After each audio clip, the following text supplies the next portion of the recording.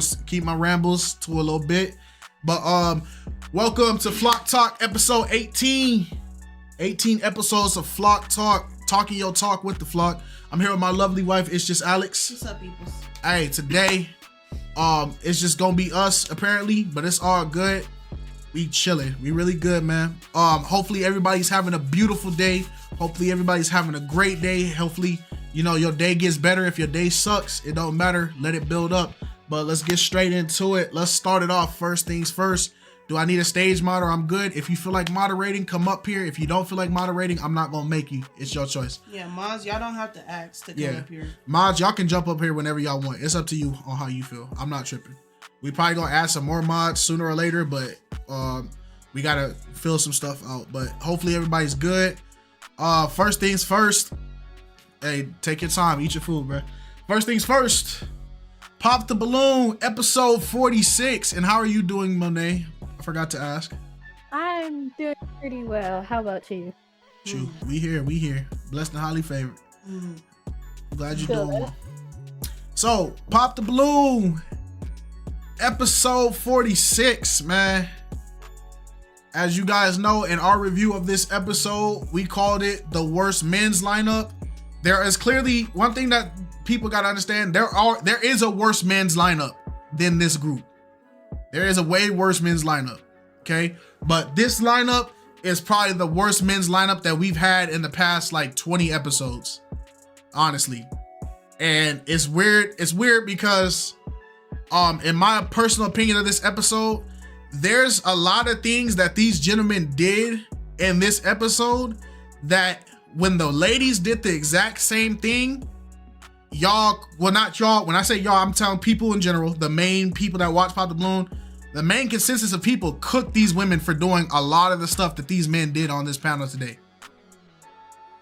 There's a lot of stuff that these dudes did that women got cooked for doing. And I believe if we gonna cook the women for doing stuff, you gotta cook the men for doing something too. You don't get to sit there and shame women and be like, how dare you call people sassy, but then a man can call a woman sassy.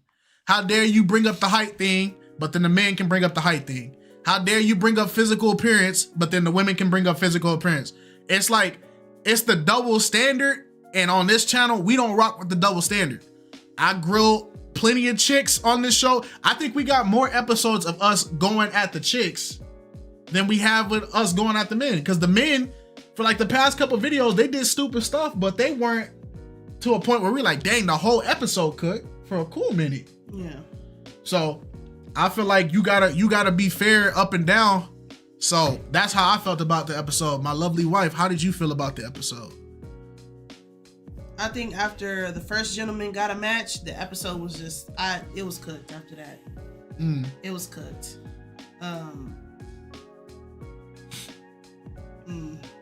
Talk your talk. I'm looking at the lineup. It's just like, I don't know what this was. I was just really confused on what was going on and what was happening. Like, it was like the lamest excuses as to why they were popping on women. It just didn't make no sense. Yeah, I really don't be having a lot of thoughts on the episode recaps because I be trying to process everything, y'all. Sorry. I feel it. All right, Monet, while you up here, how did you feel about the episode as we bring people up? In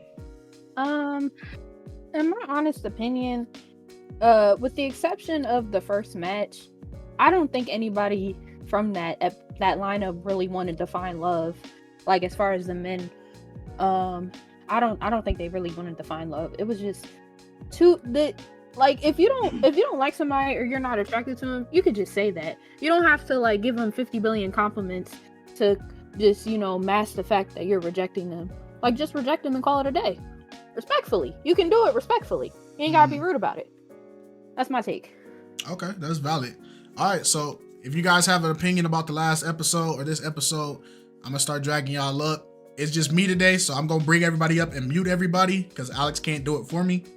So please, when you come up here, don't be, you know, talking in your mic already. All right. First we got Steppa. Steppa had his hand up first. Steppa, how'd you feel about the episode, big dog?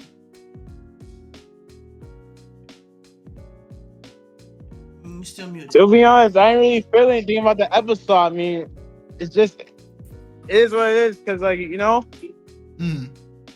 the majority of the people at the lineup didn't really knew what they want because they kept on saying the same answers. Same answers over and over. I mean, except for the first guy that knew what he wanted, who left with a match. You know what I'm saying? But other than that, the episode just same old, same old. Can't really say anything about that. Okay, that's real talk. The first guy getting matched. Right. The first guy getting matched and cleared out, he for sure. I'm like, damn, I wish we'd have kept him because at least we'd have had something tangible for the whole episode. Jules, actually, Chris, you up, man? How'd you feel about the episode, Chris? What up, guys? How y'all doing? Send my condolences to you and your cousin. I appreciate you. In the words of the old Wendy's commercials from the 1980s, where is the beef? In other words, where's the confidence at? See, guys were popping on insecure reasons. Oh, I popped because you said that guy, you didn't like light skin. Oh, I popped because you said you like guys that go to church. Listen, I don't care what that woman says. Listen, if that woman believes in Garfield, I'm gonna get that woman to believe in me. Why? Because I'm me, and I'm confident in who I am as a man. So why do I care if this woman goes to church 10 times a day? Nah, because she's gonna actually believe in me. I don't care if she likes dark-skinned cats. Like, she's gonna like me because I'm me. So the confidence was missing in that. Really, most definitely. The confidence in leadership was missing in all those guys. Okay. Talk your talk, Chris. Talk your talk. All right. Thank you, Chris. Hey, talk your talk. Hey, popping because the dude was light-skinned and you not light-skinned, that's crazy. that is true, though. There was a lot of excuses. Go ahead, Jules. How'd you feel about the episode? Garbage. Complete and utter garbage. Hey. Personally, once the first dude left, I've kind of felt like, yeah, this joint's about to be cooked. And most of those men don't need to come back, except for Kevin. We stand with Kevin. Which one was Kevin? And a good portion of who was Kevin? Dude in the all white, the white shirt. Nah, he cooked too. I'm sorry, he cooked too. We don't spare Kevin. Oh, Aaron Pierre. Yeah, Aaron Pierre is cooked too. We gonna get to him. Aaron Pierre is cooked too. All these dudes took an L, except for Kevin was trying, but Kevin started doing some fraud behavior halfway through it. I ain't even gonna cap. This dude right here in this little suit right here, homeboy right here, he could have had a match, but this man right here hold him, and we will not forgive this man for that. But go ahead, talk your talk, Jules. Well, in that case, every last one of those men can go kick rocks. And most of the women can, I would say most of the women can come back. At least the ones that I like personally. Right. Except for Sis in the pink dress that we gonna get to. So, yeah, that's really about it. Okay. Talk your talk. Talk your talk. All right. We got Miles. Miles, go ahead. How did you feel about the episode?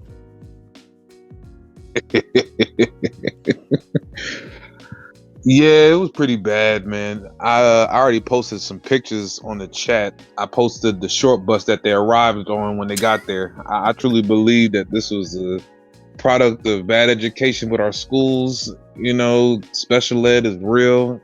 These were the kids growing up that had the accommodations. You know, they needed all the assistance to get good grades. It's like, dang, how much scrap paper do you need? Like, you know, it's just fractions. Like, come on, like, it ain't that deep. But these, you know what I mean? These are bad seeds, man. These were just and it wasn't just like the men, it was the women too. I mean, they all was just it was like a whole herd of them, just so terrible.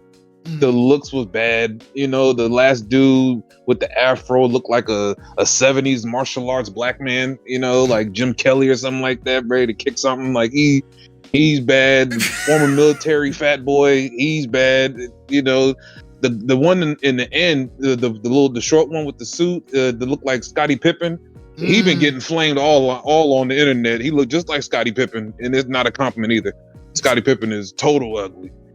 And then the rest was just there. It was just okay, it's a regular day, but I don't want to harp on them too much though, because I don't really believe in picking on special needs. So I don't like to really don't want to be too mean to them because they could easily be a problem. But I will say this though, I don't really know how did they get on the show? Because I'm like, I would love to have seen the interviews that they had put on to get on the show, because if this is the representation that they showed before they got there, they got to do a better interviewing process, you know, maybe do some icebreakers or something to find out who these people really are. Because I gotta put the blame on BM a little bit, because you brought them on here.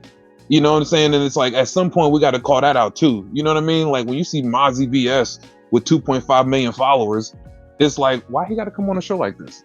Right. Did he come on a show for love, or you came to get something out the deal too? Arlette and BM, you know, Rhino, you know what I'm saying? So it's like, it's a little weird, a little dicey when you see like the people they put on the show, but that's something we could talk about for another day. All right. Okay. Somebody said not too much on the special ed. I help those kids. Now, when we refer to special eds, we're not talking about the actual in-term special needs people. We're talking about those kids that came to school and did everything wrong just for the sake of doing it wrong, not because they had anything impairing them, just because they didn't understand or didn't want to understand what was going on because they were bored or decided to just be class clowns or try to be popular instead of trying to get an education. That's what we're talking about. We're not talking about the kids that actually, you know, had learning disabilities that they impaired. We're not talking about them. All right, those people actually fight for it. I was. I don't mean. I mean, I was in that class. I talk about him. He don't speak for us. I was in that class. I was in that class in middle school. I talk about Jimmy and Zach. I saw when they ate the glue. I was in that class. I ain't trying. I can talk about them. Those my people too. I can talk about them. Hey, he said he was one of them. He said he was one of them, so he can talk about it. That's his business. I was not. So, talk your talk. Special ed and special needs is two different things. Just to throw that out there. I will never get on special needs, but I'll get on special ed all day long. Talk your talk, Miles. All right. Hopefully you got some more takes today, man. We're gonna bring Yeshua. Let's hear how you felt about the episode, big dog. Hey, can you hear me? Yes, sir. Alright, so good night everyone. So first and foremost, my condolences on things happen, but I know God take on through. Yeah. So forget into this now. Where do I begin? I still recover from the last episode when I almost crash. Now this episode, when this episode come, my disappointment was immeasurable and my day was utterly ruined. I couldn't even finish the video. I'm telling you. Listen, lackadaisical, terrible, no substance. I don't know what to say. Listen, this video made me think that probably Thanos was right. It made me feel like I didn't need an infinity gauntlet. If I could have just tapped my finger, make all these people. When me even begin, the youth not the black. Oh gosh, it was okay. The thing where they happened to the other girl with the wrinkle happened to him.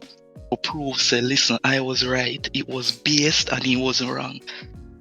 Third guy, him can go away. Him short dude. Oh, him can go away too. The youth not the white.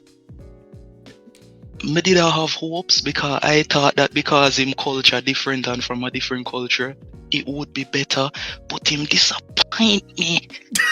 I don't want to see him no more. Not anymore. No, don't come back. Do not come back on the show. The youth beside him. I hope him get ridiculed for him behavior on the show. The youth not the suit, him only dress nice, but him personality is not nice. The youth at the end. I did think it was Brent Fayers at first, Him kind of have a Brent Fayers vibe, but the more I see it, no, I can't compare him to Brent Fayers at all.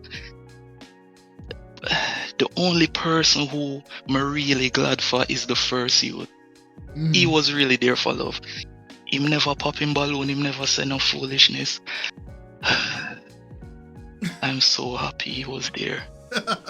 He was the only hope? Is that what you said? They called him a dollar. This episode, This episode should have just be wiped from existence or pop the balloon. This episode should be retconned. I'm so serious. And that's about it. Me no want to crash. The more me talk about this, me no want to crash. Hey, So that's it for now. This is how you know these episodes have been doing an effect on Yeshua. Because Yeshua don't really be talking, and then the accent starts coming in a little as he speaks. He been in full Jamaican for like 2 weeks straight, bro. Yeshua been full Jamaican for like 2 weeks. He hasn't even went back.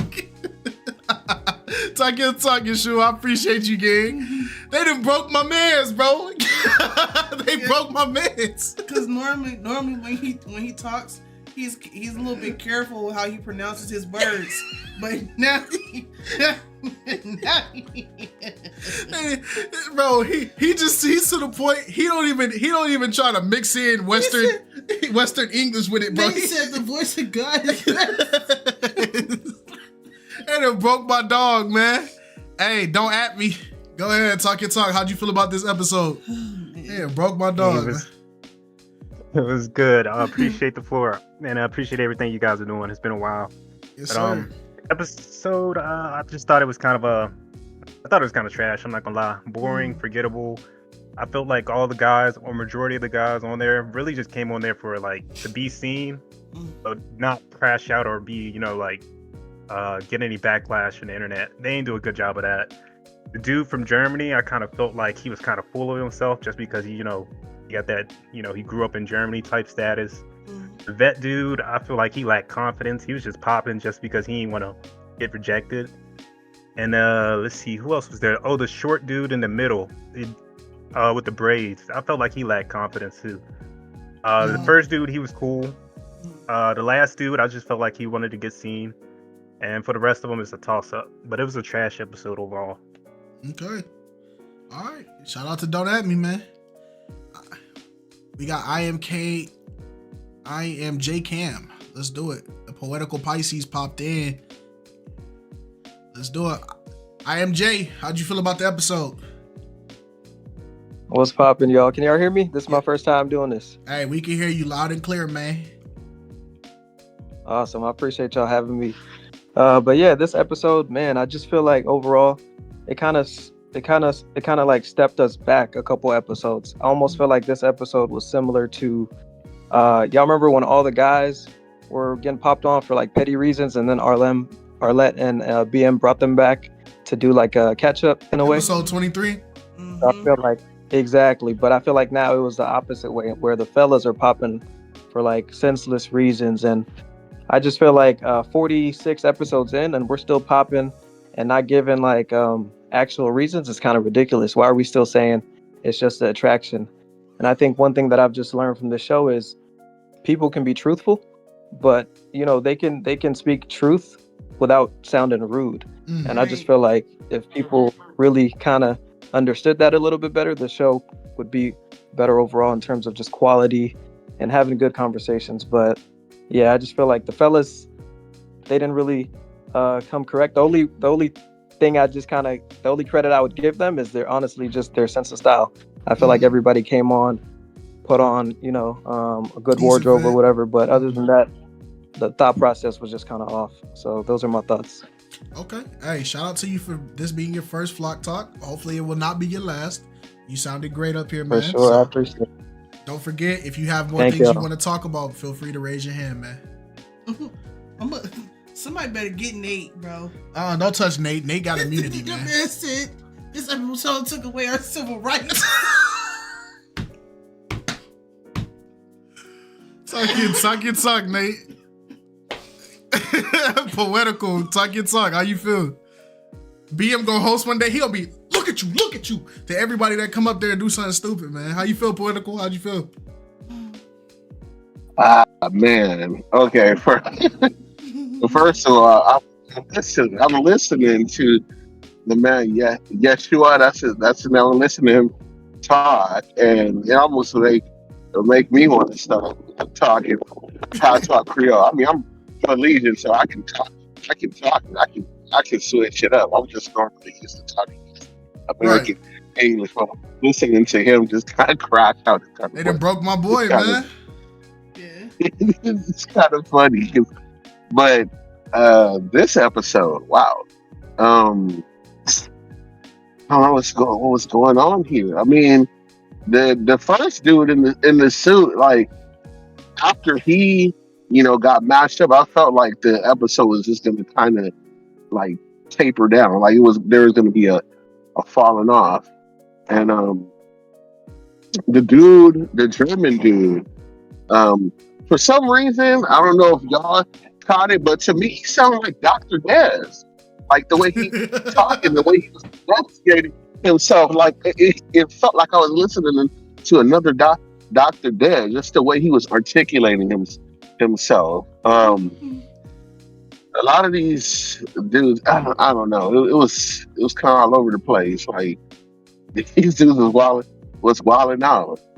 So overall, for me, this was, I don't know. It wasn't the greatest. It wasn't the worst. It was like, I'm like, okay, what am I watching here? I was more laughing about watching you, Kai. It's like you was over there crashing out, man. I'm like, it was entertaining to me to see you crash out about it. And, I don't know. I think there's probably like later on in this talk, I think there's some points that I might want to bring up to challenge you on, but I'm gonna see. We'll get to that at a later point. All right, I'll leave you up here so we can start that conversation. But I'm gonna get Chris up here. Nitro, how did you feel about the episode now that you up here, big dog? This episode hurt my head. I'm with Yeshua. I'm with Miles. With 100% of what they both said for this episode. This episode could have easily had 2 matches earlier instead of later, if you get what I mean, because of this Drake lookalike up here on stage. I don't know why he's there. Yes. Like, he needs to get up off of the show, right? This guy in the white shirt, I'm happy BM said something about this dude, talk about fine friends. Like, yo, go out on a date, figure it out. If you guys end up being friends afterwards, okay, tough, but at least go on the show for what it's intended. Like, how many? What episode is this again? 46. I'm losing count, man. Okay, 46 episodes, and we're hearing a broken record. Yo, it's not pop the balloon and find friends. Yo, tell your reasonings without being rude. You don't have to point out exactly everything, But, like, are people watching? Do people have any etiquette? Are people listening? Like, there's no reason for it to keep happening on the episodes. And we've seen the forms. So people have to be lying somewhere. On top of what BM keeps saying, it looks like he's trying to implement it, especially since he's been stepping in and then said what he said when the guy in the white shirt said, "This is not pop the balloon and find friends." Like, he's trying to step his foot down, but you can only do it so much. I guess control people. Yeah, you can only do so much. Like, at this point, I gotta put it on the people coming onto the show, because he's vocally saying it, and if people are not hearing, that's on them. And if they're gonna be made to look a fool, then hey, that's on them too. Hey, talk your talk. All right, Chris, we bring you back up. What did you need to say, big dog? Oh, I want to cover this initial attraction, and I actually thought about this. Okay. Also, part of initial attraction is hygiene. So we don't know how these people, hygiene. Oh, like how they smell, like how. Like... Yeah, how they smell, their breath, all that stuff. Okay. All that stuff is super important. So we just look at, oh my God, why are you popping on that? No, they're popping on the way that they smell or their breath stink. But they don't want to say that because you don't want to be too rude on the show. But I would just tell somebody that if their breath stink on the show. I don't care where we're at. But yeah, something to think about, guys. That's all. Okay. No, that's valid. All right. Poetical. I'll let you start the next topic since you said you had something or whatever, a point or something you would like to bring up. So go ahead, start the next topic, big dog.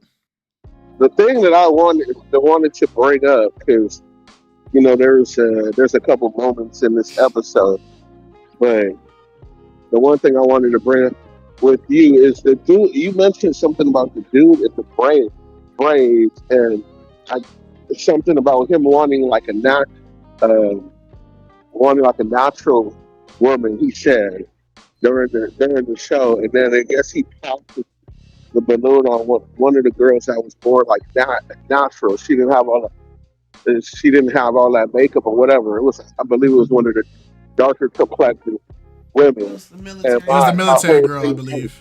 Yeah, the military girl. was, but then he was also talking to the other girl. She was like light complected, and she had a lot of makeup on her face or whatever. He told her that he wasn't really into all the makeup stuff like that. So I guess what I'm trying to bring up is like you can be a dude that likes a naturally complected woman, but still not choose her because she's natural. If you get what I'm saying, it's almost like I felt like you were saying because he popped on a woman that was not natural, like just because she was natural, was he supposed to pick her? No, I'm like no. I mean, because he can still see a woman that's natural and not be attracted to, not be attracted to her because of other possible things. That's the point that I wanted to bring up. Okay, Go to why he popped on her versus why he popped on the other girl. okay. So let me get this just to make sure we have like a clear basis of like what we're talking about in general. So you disagree with my point of he popped on her even though he popped on her for a different reason. But he told one girl the reason why he popped is because he wanted a natural, he doesn't like the makeup, he didn't like the hair. He likes his woman to be completely natural. But then natural and fit. But then I brung up the fact that, well, if that's the case, then why did you pop on the girl who was the most natural, the most fit? She had no makeup, she was completely natural, and she was in the military, so she's fit through the whole thing. And you're saying that just because she meets that, he doesn't have to choose her, right? Is that what you're saying?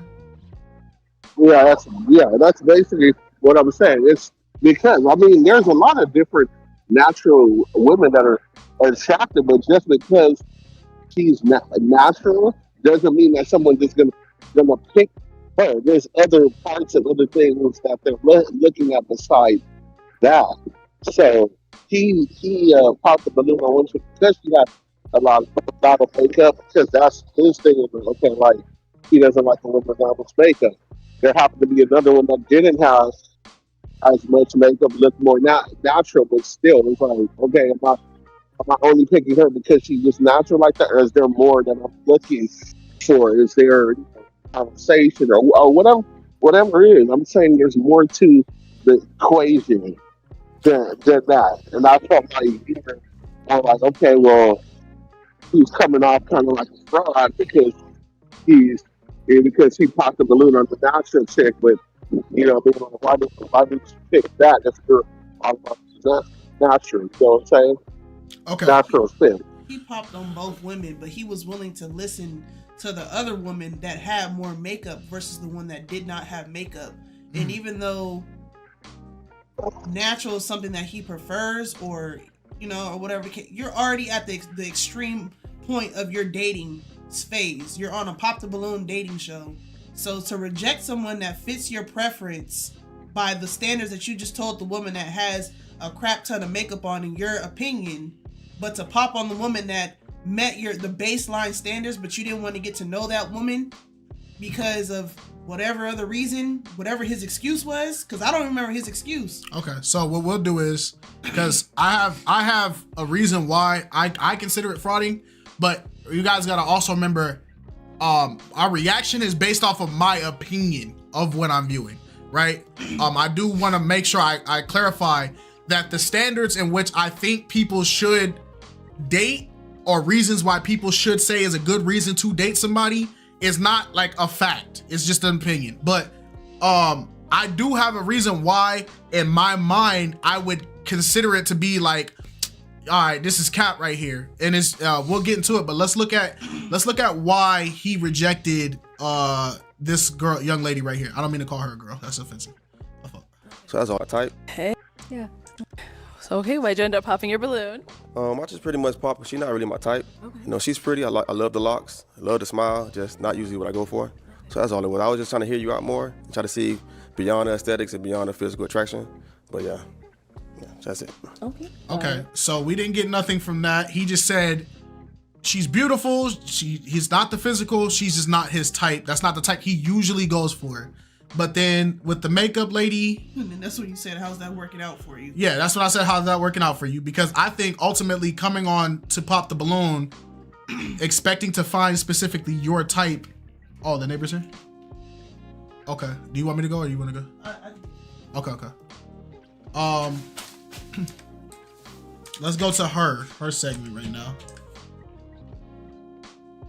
Age and why did you end up popping your balloon? I'm on 33. I just pretty much popped it because you pretty. I like how you put the outfit together. I love your nails, your toes, and everything. Thank you. I'm just not big on the makeup and stuff like that. It seems like you do your makeup every day to come out, and I'm not big on that. You know, I'm more of a simplistic type of guy, natural beauty. I'm into sports, so most of my females come from that sports side, and they don't really wear makeup that much. So I understand if you're gonna put some makeup on, looks, light foundation, some eyeshadow, something like that, but you got the whole thing, face beat. It's not really my style. I mean, I am on a show, so I mean, you got to. The minimum, though. Yeah, no, I don't really wear makeup that much, to be honest. I hardly ever wear the lashes, but you know, what we're told is to come dressed. No, come dressed. Come best dressed. Yeah. Come presentable. Still be beautiful with your we're on camera, So here's my problem with this entire thing, right? Because at the end of the day, he's entitled to have his preferences or whatever. But here's why, when I see segments like this where a guy tells a woman who has makeup on, oh, I like women that don't got makeup. I like women in a natural state. I don't like all that. I want you to be your natural, blah, blah, blah, be in shape, physically attractive. But then what is the real difference between this girl and this woman, right? Physically wise, they're both in good shape. She's more athletic than the other girl. The only real difference is, that's not really much of a difference between the two besides skin, and one wears makeup and one doesn't wear makeup, right? It wasn't off of personality because he didn't give this girl as much time to learn personality as the second girl. He didn't even give the second girl, so we can't say he went off of personality. The problem that comes with this, it's an expression that when you give people too many options, they tend to make the bad decision. Because it's like walking into a store full of sweets, right? Okay, you know you shouldn't have sweets. You're in the store getting sweets anyway. But now you're going, ooh, I want something that's chocolate. So then you pick up a Snickers. I don't like Snickers because it has peanuts. So you put the Snickers down. But then you pick up a Payday and you're like, I like this Payday, but I don't like the color of the wrapper. So now it's not about the peanuts anymore. It's about the color of the wrapper. But then you walk up and you get to a Crunch Bar, which also has like the little nougat nut things in it too. Pick it up. I like the color of the wrapper. I like the peanuts, but I just don't like chocolate. So now you don't like peanuts, so you can't have Snickers. You don't like the color of the wrapper, so you can't have the Payday. You don't like chocolate, so you can't have the Crunch. So now you're just in the store, just picking up candy, putting it down, putting it down. Guess what? Now you're not making decisions, or it's hard to understand what your decision is even based on. So my thing is this, with him, the problem is, one, to be on a show like this, you are already at the eclipse of your dating sphere, right? Once you start going on to where you have to have TV public speak on your dating situation, that's already a red flag in itself that you need to look back and assess. You're saying, oh, I don't like this natural woman because she's not my type. But then you go to a woman, oh, she's my type, but I don't like women who don't wear their natural self. But then if you ask them, what is the difference physically between these two women? There is no real difference between one is taller, but they're both pretty much the same similar build. One's light skinned, one's not. Now, if he would have said, "Oh, I like my women light skinned," that's a different story. But to sit there and tell one woman, I like natural, but then when you get a natural, you reject natural, you're going to naturally create this thing in the audience where it's starting to sound like you really don't know what you want. You're just being overly picky. Pretty much sums it up. Now, but go ahead, Political.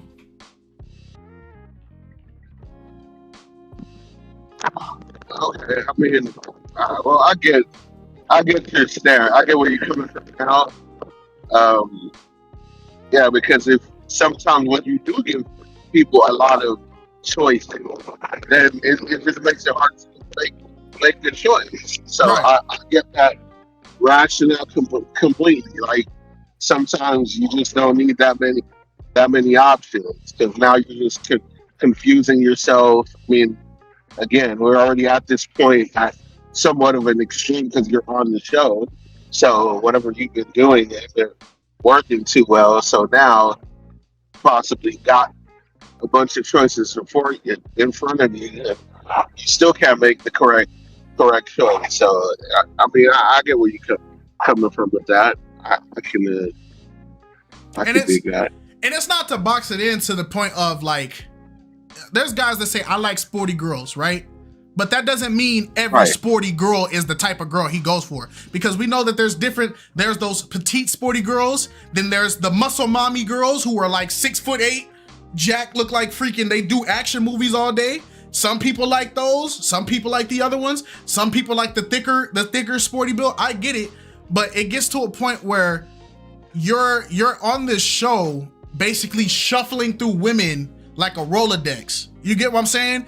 And it gets to a point where we don't even know the specifications of a woman that he's really looking for, because he's not taking the time to learn about them personally, and he's not taking the time to look past makeup. He's not taking the time. He said, oh, natural's the key, but then natural came out and he threw her to the pit. So it gets to a point where it feels like you're not even on the show to really find a match. It seems like you're on the show trying to build a girl. Just like how we get on women about, oh, he's tall, but I need a dark-skinned man. Okay, so then they get a tall, dark-skinned man. Oh, he's tall, dark-skinned, but I need somebody that knows his fashion. So then they get a tall, dark-skinned, fashionable man. Oh, he's tall, dark-skinned, fashionable, but he was raised in a single-parent household. So now you see how you're getting to the point where it's not even about you trying to find a match no more. You're trying to create a human being that meets your fantasy versus you being realistic on a partner that could be good for you. The goalpost, like somebody said, the goalpost keeps moving. At what point are you going to score? Because now you're in your 30s on Pop the Balloon trying to build a wife. But then you're not perfect yourself, because as pointed out, if you look at the lineup, realistically, was he even the best man on the lineup to be making all these requirements and specifications? We got to remember that these are people on Pop the Balloon. Let's keep it a band. People on Pop the Balloon are not 10 out of 10 people. These are not the 10 out of 10 high value, a woman should die to get to next to you. These are not the perfect specimen men. He's the shortest in the lineup. So automatically women are counting him out. He's not the best dressed in the lineup. There's men in actual suits, right? But for some reason throughout this episode, they all were, but he especially seemed to have the most standards for what a woman should be. But he didn't take the time to learn anything about the women. Dr. Elam is definitely not a 10 out of 10. If you believe that, I'm sorry. If you believe Dr. Elam was a 10 out of 10, bro, I need to pray for you. But if you got anything else, if anybody else wants to speak on this, go ahead. I'll start bringing people up. But Portico, go ahead, man. No, I mean, like I said, I get where you're coming from. You know what I mean, with this and with this topic, I just want to bring it out to just trying to clarify. I mean, there's other stuff in this episode too that I can bring up. I feel like as the conversation continues, we'll gradually get to that stuff, like especially with the chick that crashed out, and that whole scenario. So yeah, I mean, I'm cool for now, you know what I mean? So we could just keep it moving along. Right.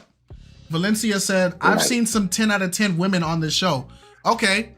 My question to that would be, if you saw a 10 out of 10 woman on the show, did she get picked?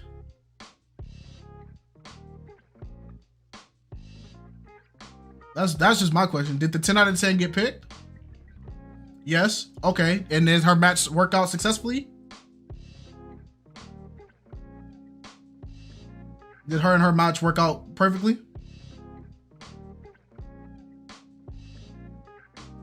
I'm sorry, y'all. I'm waiting. Having a little dialogue. It was the therapist guy, 50-50. If 50-50 didn't work out, if it didn't have a 100% success rate, she wasn't a 10 out of 10, because that means you made a 50% good decision. So if you're making a halfway good decision, then you are not a 100% perfect individual. I'm playing. But I get what you're saying, Valencia. Okay, Don't At Me was up. Yeah, I completely agree with everything you guys were just saying. The overabundance of choice paralysis, that's a real thing. And yeah, the reason I said he kind of, in my opinion, kind of lacks self-confidence, because like you said, he is the shortest dude on the lineup. And I think he just thought he was going to get roasted and rejected a lot. So I was just peeped that. And I don't know if anybody else peeped his body language throughout the episode. He lacked a lot of eye contact, and the slouching, he was just standing weird, stuff like that. When he was speaking to the women, and I just peeped that. I was like, oh buddy, he lacks self-confidence, or he just thinks he's gonna get roasted, or he's already out. So that's why I came to the conclusion that he was just there to be seen. The same with the veteran dude that I got the same vibe from. Okay, fair point. Chris.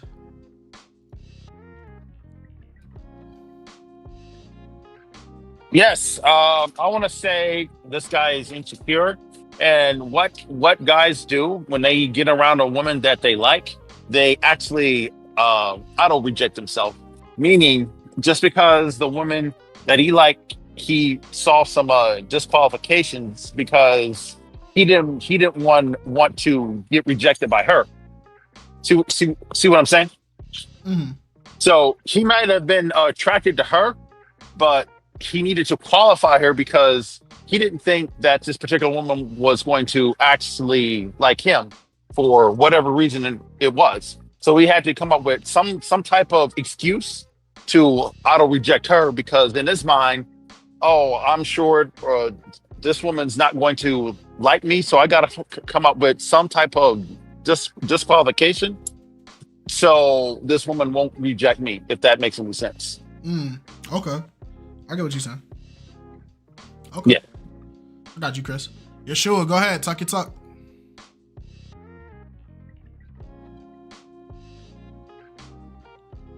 Yeah, can you hear me? Yes. Alright. First and foremost, everyone, I know I took off my Western jacket to crash out, but I'll put on back the Western jacket, okay? Probably not everyone can understand the Jamaican, so let me get into my accent back now. You get to turn it off. I agree with what you're saying. With this now, I have a different type of take. No, I think it's an ego thing. First and foremost, he's up there. He's the one with the balloon, and he has a line of men surrounding him. So it's like he's in a group, and this might be the first time in his life where he's the one picking and choosing, and the woman will come up to him and he's the one saying yes or no to them. So with that, I think he's there. He's saying, this is me, I'm here. He might feel himself thinking about all the things good about himself, and he's saying, listen, this girl come up here, there's about 3 or 4 other girls here. I definitely know I can get one of those other 4 girls. So he's saying, listen, she's my type, she's what I want, but hey, listen, I'm the one up here, I'm the one choosing, so if I reject you, another one will come and I will get that other one. So I personally think it's an ego thing paired with the options paralysis thing. So yeah. Okay. Talk. Miles. Let me unmute you, big dog. Go ahead, Miles. Yeah, man. Shout out to Yeshua. He nailed it on the head with that one. Yeah, I had to put a disclaimer in the chat because we was talking about who was good looking on the show, and I put out there the security specialist, but I put a pause, so don't start. We ain't gonna start that game. You talking about Mr. I carry my 4'5" with the kids? Is that what you talking about? Yeah, the one that everybody likes, 6'5", nobody fat. Pause. Not saying I was looking. He just said he's 6'5". I'm just saying. But yeah, he from Jersey like me anyway. You hit it on the head, man. The whole thing with the options that's the wicked part. It's kind of funny because don't laugh. When I was a kid, I ain't gonna lie, right? So I went to get a fish sandwich from McDonald's, and I had the option to get extra tartar sauce. Man, they gave me so much tartar sauce in that thing, I threw it away. I was like, I don't even want it. And my mom was like, see, valuable lesson. See, just because you got options don't mean you need to get it. Less is more. I was like, man, don't be giving me options. How dare you give me an option on my fish sandwich, man? Let me get yours and leave me alone. It's like, I ain't trying to hear that right now. Get a new fish sandwich, please. I ain't trying to hear that. But the crazy thing is, KiteZz, a trip though, me and you from the beauty industry. Your mother did hair and I did hair. It's so crazy that all these dudes be swearing they know a thing or two about makeup. They have no idea. Look, I'm telling y'all, fellas don't know much about makeup. They be trying to act like they so hip to what the girls be wearing. I'm like, you can't tell if she got on makeup or not. You really don't know. Yeah. You just being, like you said, the whole options thing. You just being petty and, a little feminine in a sense. And I'm with you. My analogy with the whole option thing is when you go to Best Buy. I think I said this story before, but my homeboy went to Best Buy and he was trying to buy a TV. He had a line of TVs. You know the TVs at Best Buy, to be so many of them. He bought a 100-inch TV, a big one too. And I'm like, homie, you do know you live in a studio, right? He didn't even think about it. I'm like, bro, you didn't even come here in a car. Like, how you gonna take it home? And then he wasted like $80K for it. And literally, man, he realized it was too big. Like, bro, your kitchen is in your living room. Like, you have no space in here, bro. Like, you have literally a box, and you ain't got the wall space to put the TV on. But it's the option. You get caught up on the big TV. You should have stood with the 55. Stay in your lane. You came here for the 55-inch. You should have left with the 55-inch. But you let the options cloud your judgment, and now look at you. So, and that's what happens with humans, I think. And sometimes it's a big problem. I had a topic about that. I don't know if we're going to get to it or not, though, about the whole thing with the options with old girl that got popped at the last minute from old boy. I don't know if we're going to talk about it or not, but I had it on the Flock Talk topics. But yeah, that was a big deal with choosing the wrong people. That could actually be the next topic. After I let Don't At Me speak, then you can lead into that next topic. Perfect. All right, so Don't At Me, I'm gonna bring you up so you can say your piece, and then we're gonna move on to the topic that Miles has. My fault, I forgot I had myself muted. Oh yeah, I'll make it quick. If you go to I found that part where I was like exhibiting low self-confidence. So if you go to 1529, you'll see she asks all the guys. That's where you start speaking about what he's passionate about. He didn't make eye contact with the girl one time. 1529. Ahmad, 33. Yeah. And Ahmad, what are you passionate about? I'm just passionate about serving and helping others grow through their journey. So that's what I do at my gym. I started my gym 6 years ago to help people through their journey, whether it's mental, physical, or spiritual. So yeah. Okay, thank you. Your name and age? I'm Zaid. Okay, good call out. All right. Yeah, that's a lot bad though. Appreciate you. Yep, no problem. And you know what? Before Miles gets to his point, a lot of people don't understand why I be defending the wigs, the weave, the makeup, and stuff like that in these reactions. Is because, like Miles pointed out, my mother is in the cosmetology field, and one thing I will say, the internet does not translate to real life, because like I said in the when we did the reunion, season 1 or season 2 reunion, where I spoke about where the women were going against the men about the hair, the makeup, the beauty thing.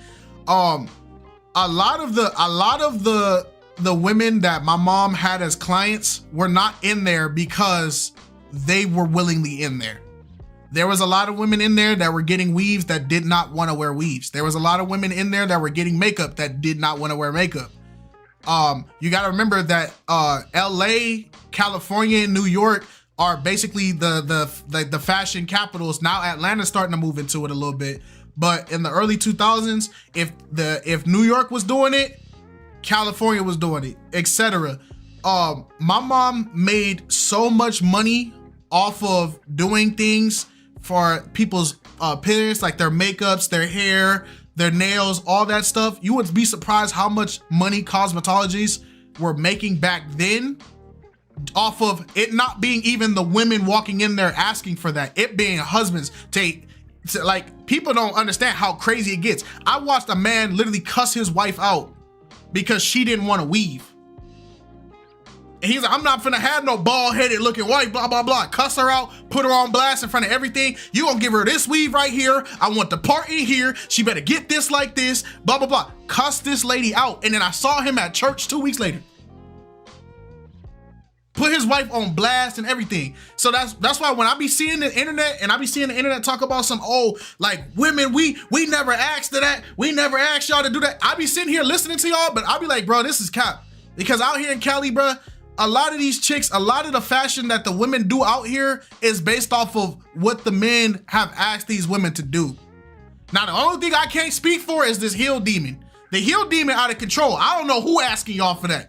Because I don't imagine that there's a 5'9" dude talking about, I want my 5'9" girlfriend to wear some 4-inch heels so she can be 6'2". I don't know who asking for that. I can't defend that one. But the makeup and hair thing, it's don't let the internet convince y'all that something is a reality when it's not a reality for sure. But that's all I gotta say about that. But Miles, go ahead, man. Talk your talk, man. I just want to say I love my women who wear wigs. I'm trying to tell you. The faster they put that wig on, the faster we can get out of here. Hey, they've been out too long to get ready. Talk your talk, but hey, do your thing. Snap that wig on, let's go. Be there first. For real. Okay. All right. So as we are talking about the topic of, choosing the right person, thinking you have options, there was a big segment that made Arlette almost go Super Saiyan. She was highly upset. She almost was about to choke Buddy. That was the realtor from California, and it was the situation where she had to choose the last two to go with, to be a match with, and she ended up picking the person that she thought was going to be a match, who ended up not liking her in the end anyway. So I don't know if we can go to that piece. Okay, we're right there. Cool. My question is, I think I had I don't know if I can say the word hold or not, but I'll do it more cleaner. She got hold. Who was? You can say okay. Hold.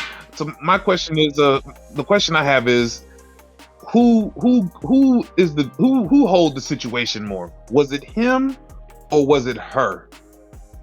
I don't know if you want. Do I want to get my opinion on it, or you just leave that as a topic? So let's play the segment. Let's play the segment so everybody can see.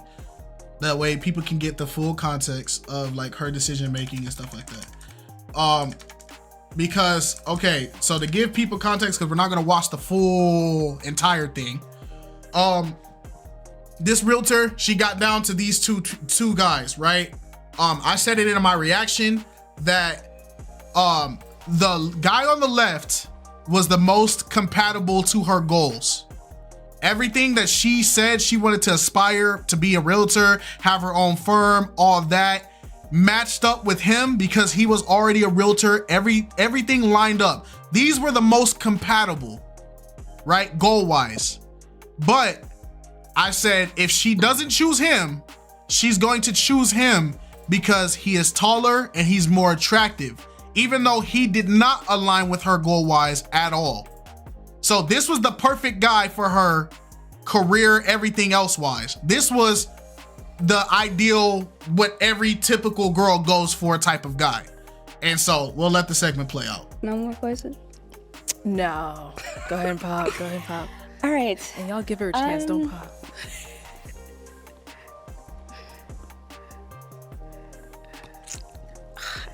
Okay.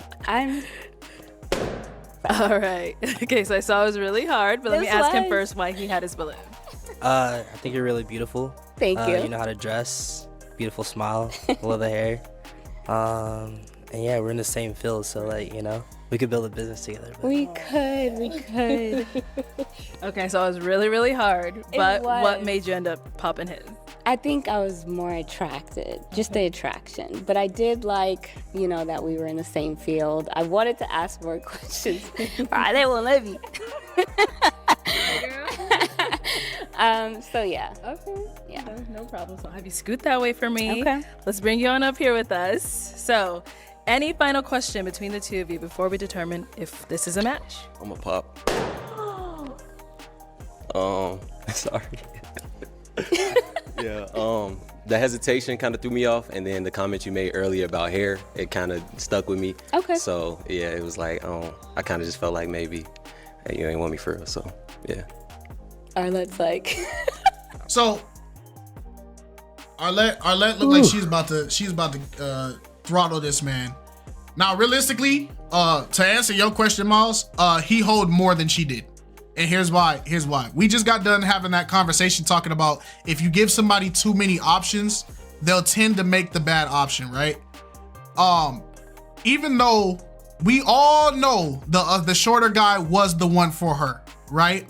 She even said, I wanted to ask him more questions, all that. She knew what was good for her.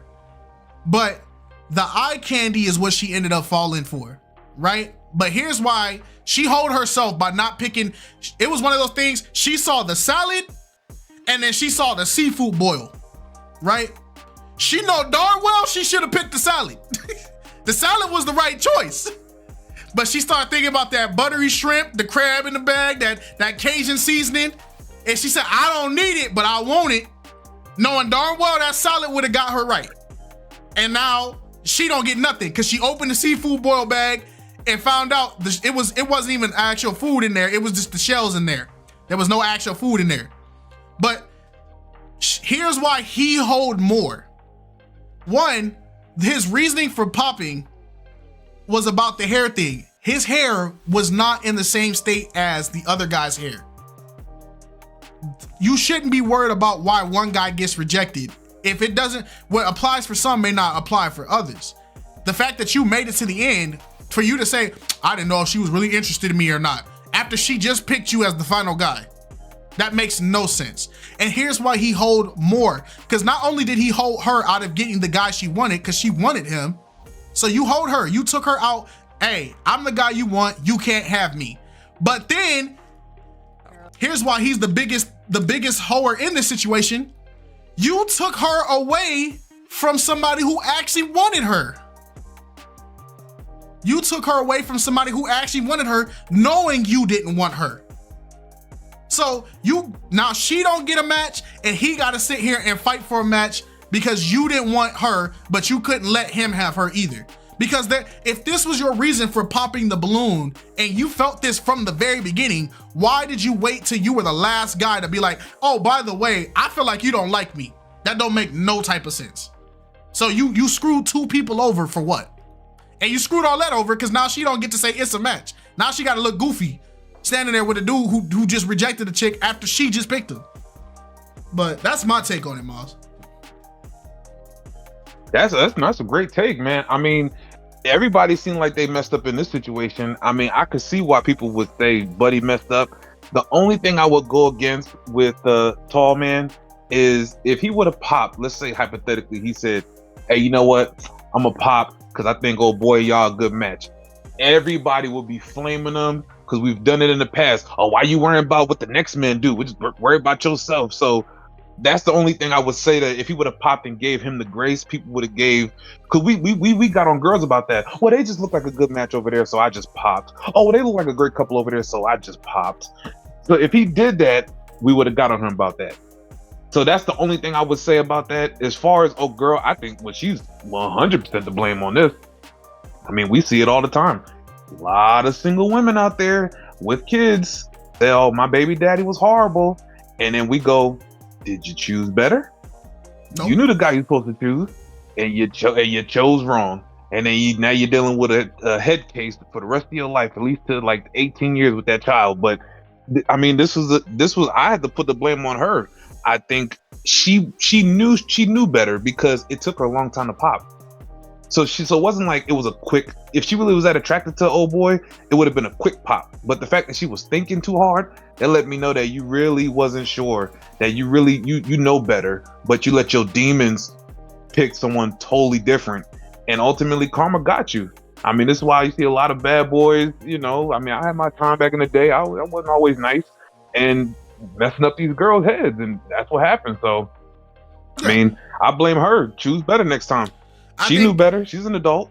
I think the reason why I won't give him the grace of like if he would have threw the lob is throwing the lob wasn't even in the back of his mind, right? And this is the problem is, yes, if he would have been like, I just think he probably a better match for her. I really wanted her, but I think he a better match. Oh yeah, for sure we would have cooked him, right? But the reality is he got to the same destination by just taking a different route, but he just went back to the same spot where we don't like. He didn't go straight to the point where we didn't like it.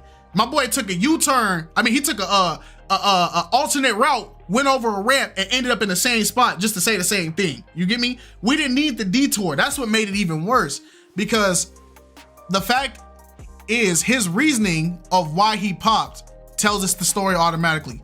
You were gonna pop her before because she said the comment about hair. Meaning that if the comment about hair stuck with you this long to the point where you pop now, which was minutes later, after whole segments later, for you to get to that point, it wasn't on the back of your mind that you were worried about your homeboy next to you at any point. I don't even think he would have said that. I think if he would have popped, it would have still been the same answer. I think somebody says, I think he would have popped if Arlette wouldn't have said don't pop. But the problem is Arlette said don't pop literally like almost 2 minutes after the girl was supposed to make the decision, where the girl was taking her time and then she was like, can I ask more questions? Can I ask more questions? No. And then don't pop. And I look forward to hearing what everybody's gonna say about this. Yeah. And I want to keep in mind with everyone's answers. Oh boy, in the beginning, the first girl in that match, it was deliberate. He said what he do. He aligned with everything that girl said. He looked no different than James. I thought that was James coming back on the show again. I ain't gonna lie to you. I was like, is that James again? Did he just come back? Like, that's what I thought at first. And then, so, because he sounded like James, he looked like James, he dressed like James, he talked like James. I'm like, okay, this James, bro. This is twin or something, because it looked just like him in the sense. And literally, he said exactly what he do, exactly where he's going, and it aligned exactly with oh boy. He wasn't handsome, wasn't that much attractive, but she said, that's what I want. That's what I'm getting. We're done. We out of here. Mm-hmm. And she should have did the same thing. She should have. You know, because he told her like, "Yo, you want a realtor? You want to build this empire with 5, realtors? Well, I'm a realtor too. We can build something worldwide. You know, I start out here, you start there. We can travel. We can do the whole thing." And the demon, it was that in the cerebellum, she was going off of what everybody else was gonna think. Yep. Oh yeah, that lust to get you. Yep. Mm-hmm. That lust is gonna get you, because so in the case of herself, not only did she blew herself up, right? She blew herself up because she could have walked out with the guy that fits everything and been happy, but she chose to go after that lust, after the eye candy, and then he pulled out a Glock and shot her, then shot the homeboy behind him and was like, hey man, I'm just a guy here. You feel me? She played herself, so I get you. But Nitro, go ahead, man. What is your take on this? I know Chris got something to Chris got something to say for sure. We're gonna let Chris talk his stuff. Nitro, oh yeah. Yeah. So remember when I said this show could have had 2 matches earlier? This was what I was talking about, right? Yes, some of the blame is on her, but yes, most of the blame. I want to put 95% of the blame on this dude right here, because regardless of what Arlette had to say, that was his chance to literally pop and send the other 2 on their merry way, right? That being said, she was like how you said earlier, when you're presented with all these choices, and she ended up going with the seafood boil, right, instead of the salad, because she's a realtor. She's trying to build her realtor business. One of the last 2 guys is also a realtor. He even speaks about on just the ability to have the business together. And I've seen realtor couples do a lot of sales. Like, they're probably some of the most best in the business when it comes to the real estate market, because they can, I don't know how it really goes, but they can really sell, right? So even though Arlette said nah, you like that's it for questions, because chances are that last question was probably going to be about, hey, where do you live, or something very simple or whatever, and or kids or something like that. I don't know. But she had enough information to make the best choice possible. And she still didn't. Right? And she still exactly, right? So what you and Miles both said, it's 100% facts, because we saw it in real time. And like I said, this Drake wannabe is up here fronting and should have been off the show a long time. I don't know why this guy's here. This guy's here to pop the balloon and be famous. I don't know. But hey, I'm happy the guy in the black suit eventually did get a match, right? But poor decision making on that lady's part there, and she probably maybe she panicked. Who knows? But all right, talk your talk. All right, who did we bring up first? We brought up Chris first. Chris, go ahead. I think we brought up Jules first, but we'll let Chris go, then we'll let Jules go. Chris, we cannot hear you, my brother in Christ.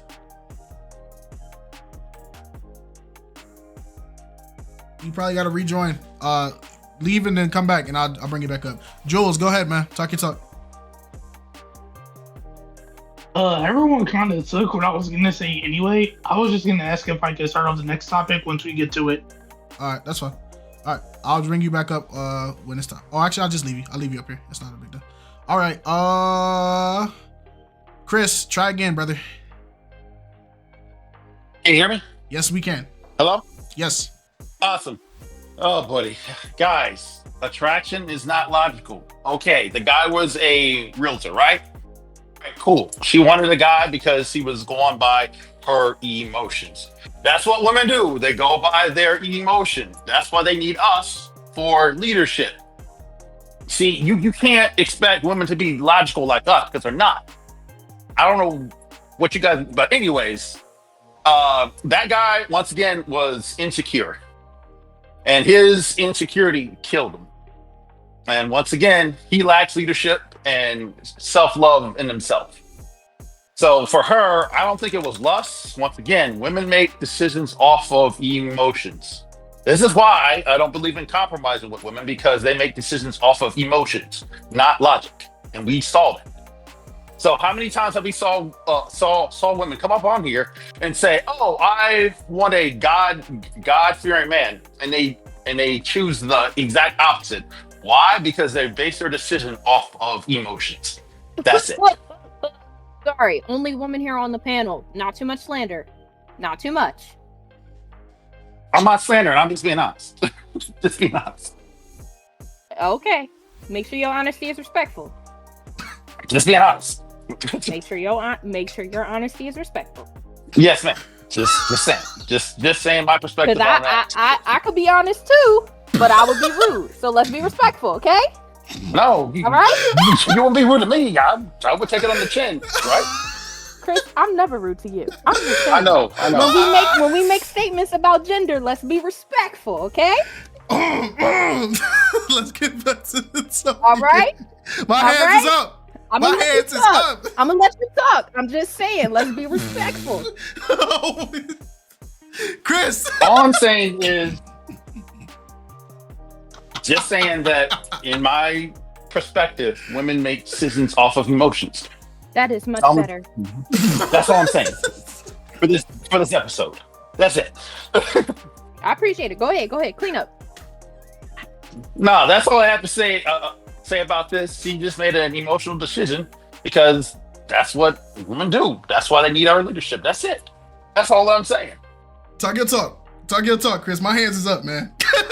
My hands been up, man. Let's use the Bible. Okay. The reason why Eve went to the apple because Satan used some emotional tactics to get her to bite the apple, right? That is true. If she used logic, she wouldn't have bitten into the apple, right? True. But she was in her emotions, so she made the emotional decision to bite the apple, and Adam followed. Am I right, Kites? Am I right, Alex? No, you. Hold on, Alex ain't there. But since we being biblical here, if you know, don't get me wrong, men are logical creatures and they don't really think on emotions like women do. I can give you that one. However, if you're talking about how men have to be in proper standing, shouldn't Adam have told Eve what she did was wrong and not bite into the apple himself? That's correct. But once again, I'm saying, hold on, because we throwing big statements out there. We throwing big statements. So let's clean them up and let's be respectful. That's all I gotta say. Hey, all I gotta say is between Chris and Monet, Chris and Monet, y'all make flock talks, bro. Y'all make flock talks. Nah, Chris, you always keep it G and everything. You know, you cook just like everybody else be cooking with their, you know, opinions and stuff. But you know, when we make broad statements, we gotta be respectful. Because if I were to say, you know, men are such this, then I would be getting cooked in the garbage. I wouldn't have cared though, because I wouldn't have cared, because I wouldn't have taken it personal. I wouldn't have cared, and I would have actually agreed with you. My hands been up so long. My hands I are. was the only. I'm just saying. I took it. You surrendering to Jesus, Kites. That's all you. My doing hands right been now. up so long. My arms is hurting, man. It's been up. I just took it a little personal because I was the only woman here for a hot minute. So you know, I had to make sure I ain't had to defend nobody. That's all. It's all cool. Me and you good, Chris. Hey, why they go back and forth? Let's play rock paper scissors, y'all. Let's do it. On 3. Right, listen. I'm done with my point. Like, somebody can come up here and speak. But I'll actually go next. Because I wanted to talk about this topic. Kites, you already lost. Because who does paper and scissors twice in a row? Anyways, back to what I was saying. Did she, like, I feel as though this young lady, you know, she did kind of ruin it for her in the moment, because like when you think about it, when you come on the show, it is a last resort option. So if you think about it this way, if this is your last resort option, you need to do everything you can to make sure you get said match, so that way you can leave home with somebody. If your intention is to find somebody to marry or find somebody to date or however, but you find somebody that you want to be with exclusively, you have to kind of essentially put your all into it. Now, she knew she was feeling that first dude, you know, with them old lemon pepper steppers and them roach killers. She was feeling that first dude. Not the roach killers. She was feeling that first dude. They look, them things was long, okay? They could get into that corner and kill that roach. But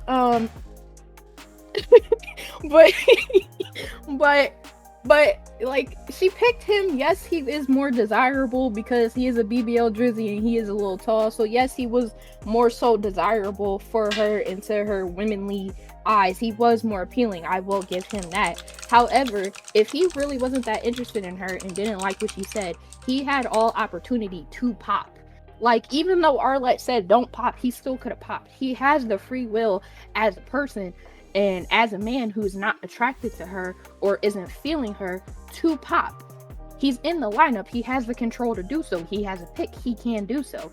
In my honest opinion, because I feel like he was clowning the whole episode, he just wanted a clickbait moment.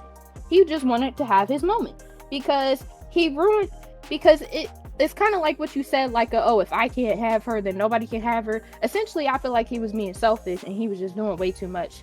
Because if you knew that you weren't feeling her, why don't you let somebody else find happiness? But you know, some people are selfish and some people don't want to see others win. So that's what happened, unfortunately.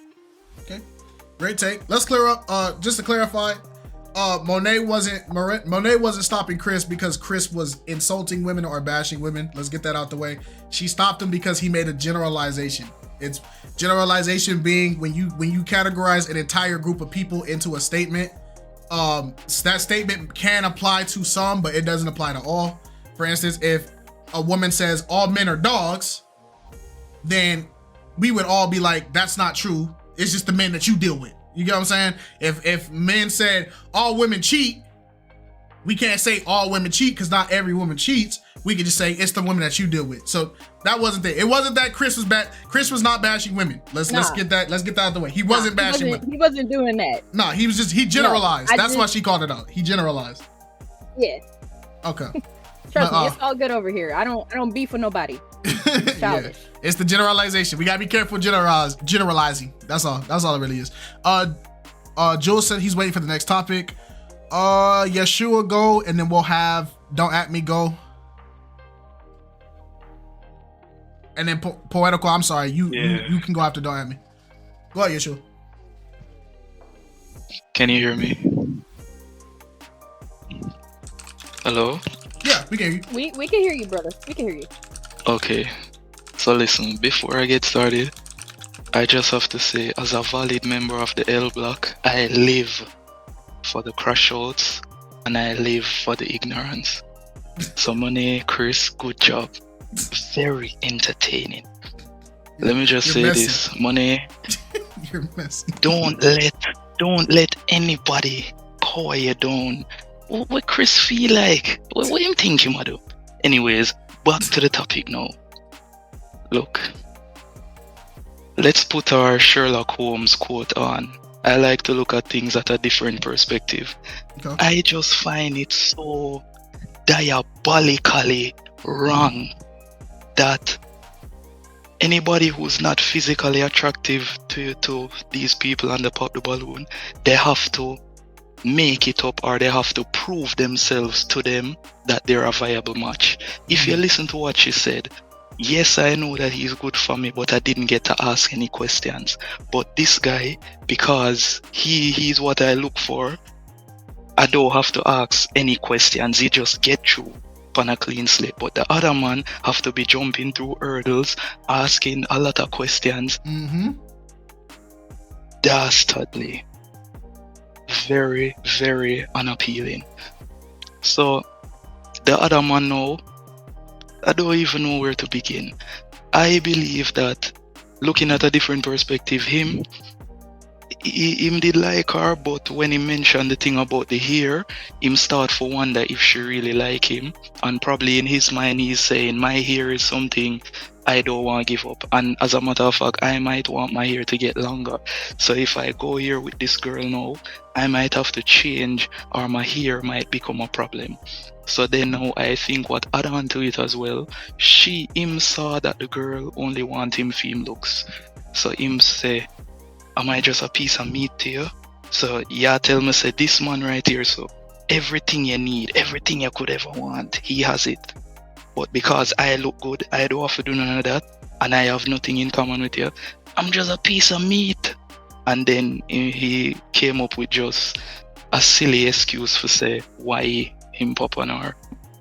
But this whole thing, get it out of my face. Get it out. I've had enough. Okay. Talk your talk. All right. We said it was going to be Don't At Me, then Poetical. Yeah, so guys, don't at me, but I think the girl hold herself. I think it's all on her, I'm gonna be honest. Okay. She had a good potential match with the dude with the suit. Like you guys, we've all reiterated multiple times already. He was goals aligned with hers. He's just a way better fit for her lifestyle and what she wants to accomplish in life. But she chose physical attraction. And we've mentioned multiple times also that, you know, if you're going on this show for dating, this is your last resort. So physical attraction should be your top, you know, one of your top priorities right there. But she ended up making the decision at the very end to go with that guy. And it came back to bite her really quickly. And if I was the other guy and I just seen her make that decision, even if it was like an option for me to get my balloon back or for me to date her, I wouldn't do it because I just saw you make a bad decision. Like if you know you're a solid guy and you see a girl that's, you know, giving out her life and what she wants to accomplish, her goals, what she's about, she chooses this other guy right in front of you and you're like, yo, I know I'll align more with her, but she just chose him because of appearance. I don't want that type of girl in my life. I'm a second choice. I'm a cleanup guy. Okay, good take. So to catch you up, we're essentially talking about the segment right here where she chose him over him, even though we all knew he was the right match for her. And so the question was, who hold more of the situation? Was it her hoeing herself that did the most, or was he hoeing her the most by waiting to the end to pop? So that's what everybody's talking about right now. Him. Because why would you had enough time to decide on whether or not you wanted to walk away with her. Why did you wait to the end to pop? and I don't think it has anything to do with him being insecure. I just think people enjoy wasting people's time. That's my genuine belief. Because if he felt insecure, he would have popped a long time ago and let his man have it. People like wasting people's time. Talk about it. Talk about it. Yeah, can I? Go ahead. Can I add on to that there? Yeah, go ahead. Just to respond to that, I agree with everything you're saying. It's because I think I think a few of the guys were just on there for attention. I think he was one of them. But it's just like, since she had a better option and she didn't take it and she still made that choice, that's why I gave the onus to her. No, I agree with that too. It could, two things could be right at the same time. I agree with that too. Oh, completely. I can talk. All right, we got Poetical and then Stay Down Peasy. Stay Down and Peasy. I don't want to say your name wrong. My fault. Hello, can y'all hear me? Yeah. Oh, we're gonna let Poetical go first, so, and then never mind. Go ahead, man. I don't know. Yeah, so I feel like they need to have some type of rules or something that they need to talk about, because the way people come on their show does a disservice to it. You know, coming out here and wasting people's time, purposely waiting until somebody pop the balloon and stuff like that. It just does a complete disservice to it. Okay. And what do you feel about this segment with these three? Who do you feel like made the biggest mistake in this? Was he wrong for potentially messing up another guy's match, or was she wrong because she just picked the wrong person? Like, what do you feel?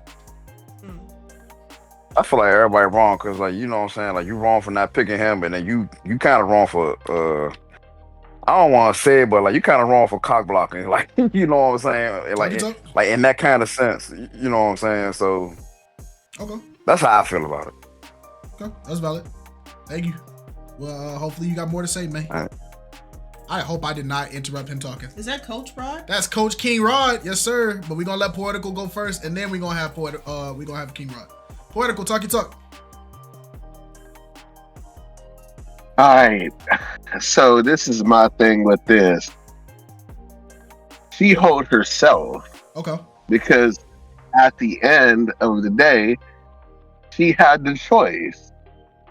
She had the two guys there, and it was up to her to make a choice. She was taking a while to make that choice, which, in my opinion, I'm like, okay, well, if it's that part of a choice to make, you know, default to something like, okay, at least we have something similar in common. She had the same work profession in common with the first dude. So if it's that hard, like, okay, make that choice because y'all aligned in that area. Again, right. She was given the platform, given the choice, and when given the choice, she chose this other dude. And he still had what she said in his mind, and then he popped her. Because people forget, the thing is, you can choose somebody, you can like people, but at the end of the day, like, they still have to like you too.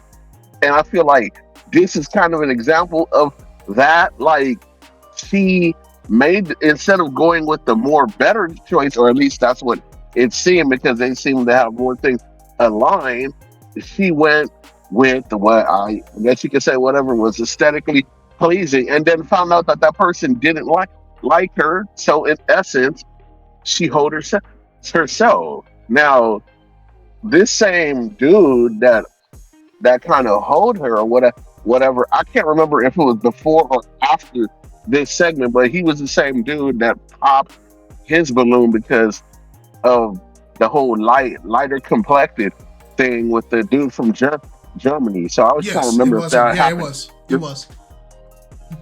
Yeah, did that happen before this or after this part? That's what I was trying.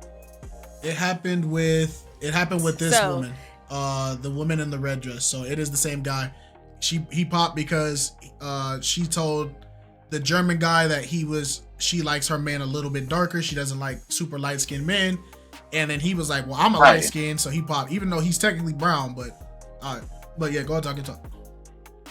Yeah. And so again, this is another thing that's corny to me that some of these people be doing on here. Why are you kind of eliminating yourself? Because again, like I was said before, like we said, watching this stuff, you can be the exception to a woman's rule. She can say, "Oh, I don't like short dudes." You could be short, and she might like something about you. Again, they're both lighter complected, but she could like you. But you chose to eliminate yourself because you heard what she said. You might have the charisma. You know what I mean? There might be something about you that she likes. So it's kind of like, don't just eliminate yourself like that. But again, going back to the whole thing, like the original question topic is she played herself. Okay. That's, to me, that's what happened. She played herself. Got you. Okay, no, that's fair. Coach King Rod, it's time. Coach King Rod, and he turning the mic, he turning the camera on. Talk your talk, man. Hopefully the camera low. If it don't, hey, Pac-Man. Hold on. Okay. It's supposed to be the oh gosh, hold on. Talk your talk. Hey man, we chilling. All right, hold on. Let me just take Coach it. King Right. Rod, yes, sir. What up? I gotta see y'all face to face. You know what up? Talk your talk, man. Talk your talk. With y'all for so long. All right, so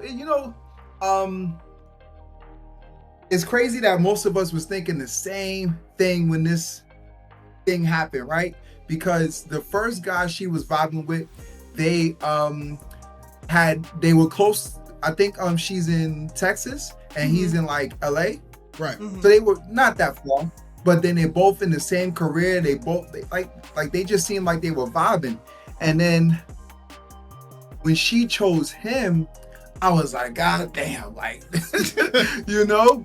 But I think the issue that a lot of us men have, right?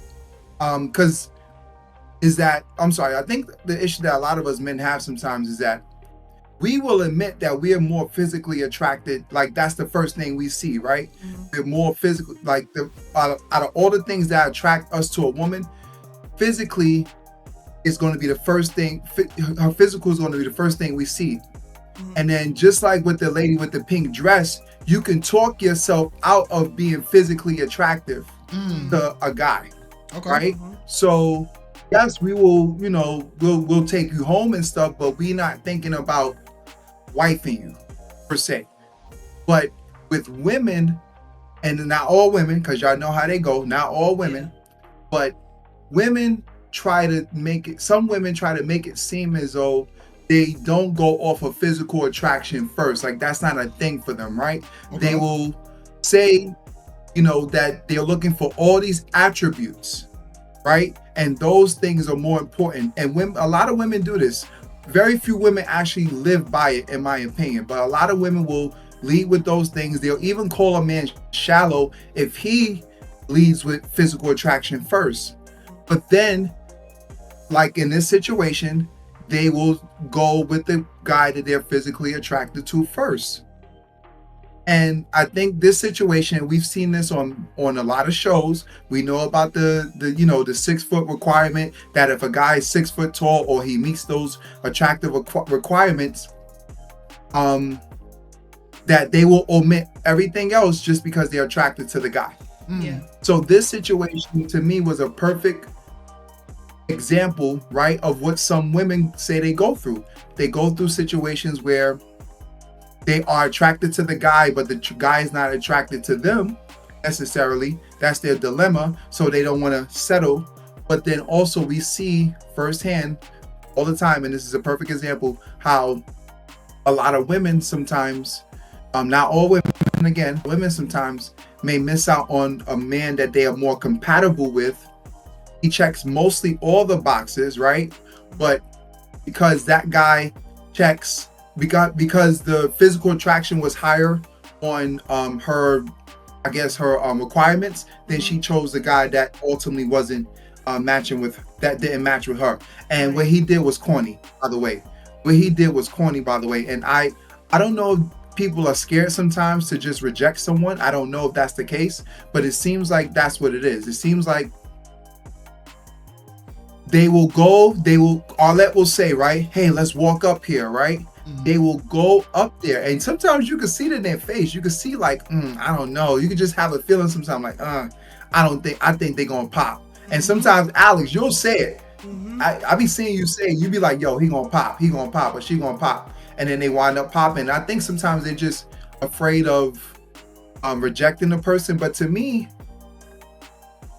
like, if you are not attracted to the person, you're not attracted to the person. You don't need to wait until it gets to the last two people to say you're not attracted to them. That's just corny to me. So that's my 2 cents on it.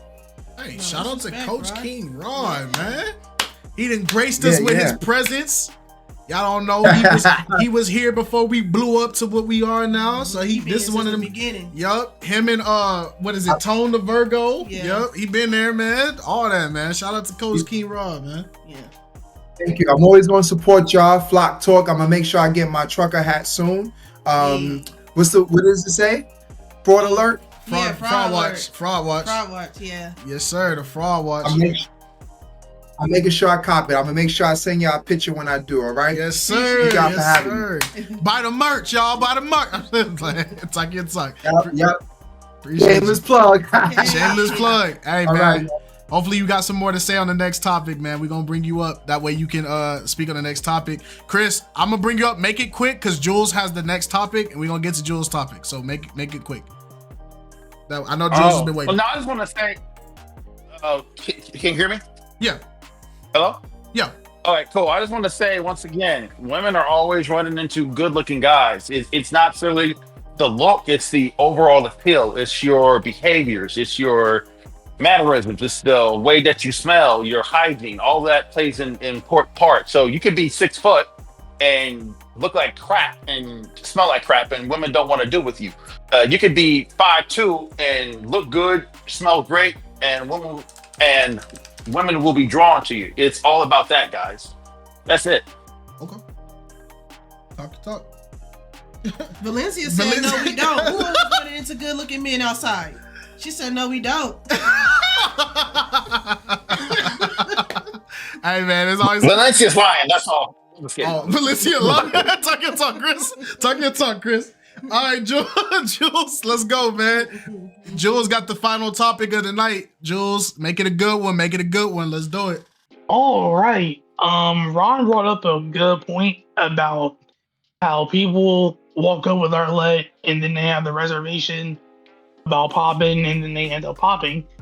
And speaking of popping, reservation, and since the theme of tonight was crashing out, let's talk about sis in the pink dress. Okay, let's do it.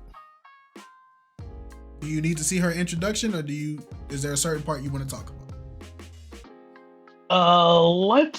Let's play part of the video so I can form my thought, so to speak. Okay, I got you. And so I can get some clarity on what happened. Okay, got you. Here we go. Hello, welcome in. What's your name? Hi, my name is J Era. J Era, how old are you? I'm 26. And what do you do? So I am a customer service representative, although I'm also an entrepreneur, and I am a lifestyle and beauty content creator. Okay, very nice. What do you like to do for fun? So for fun, I like to travel, try new restaurants, and I love fashion. Okay. And now what are some things you look for in a man? And for a man, I look for a man who is respectful, who is also ambitious, someone that I can learn from. Yes. Okay. And now what are some of your deal breakers?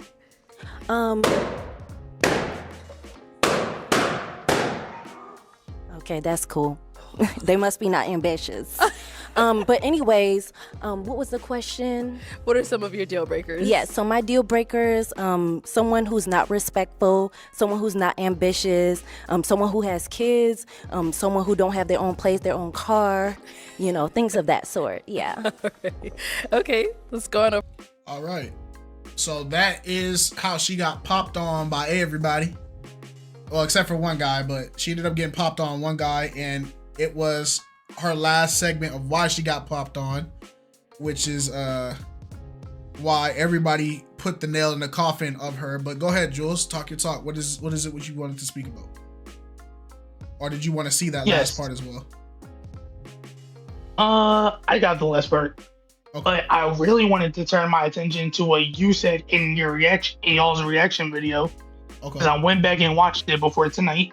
Okay. And you specifically said or mentioned, or in part, she did something that kind of cooked herself.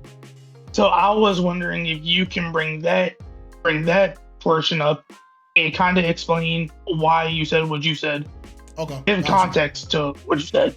Okay, so if you guys watched our reaction, up until this point, we were defending her in the aspect of, I don't believe just because somebody looks somebody up and down, that automatically classifies this person as a rude or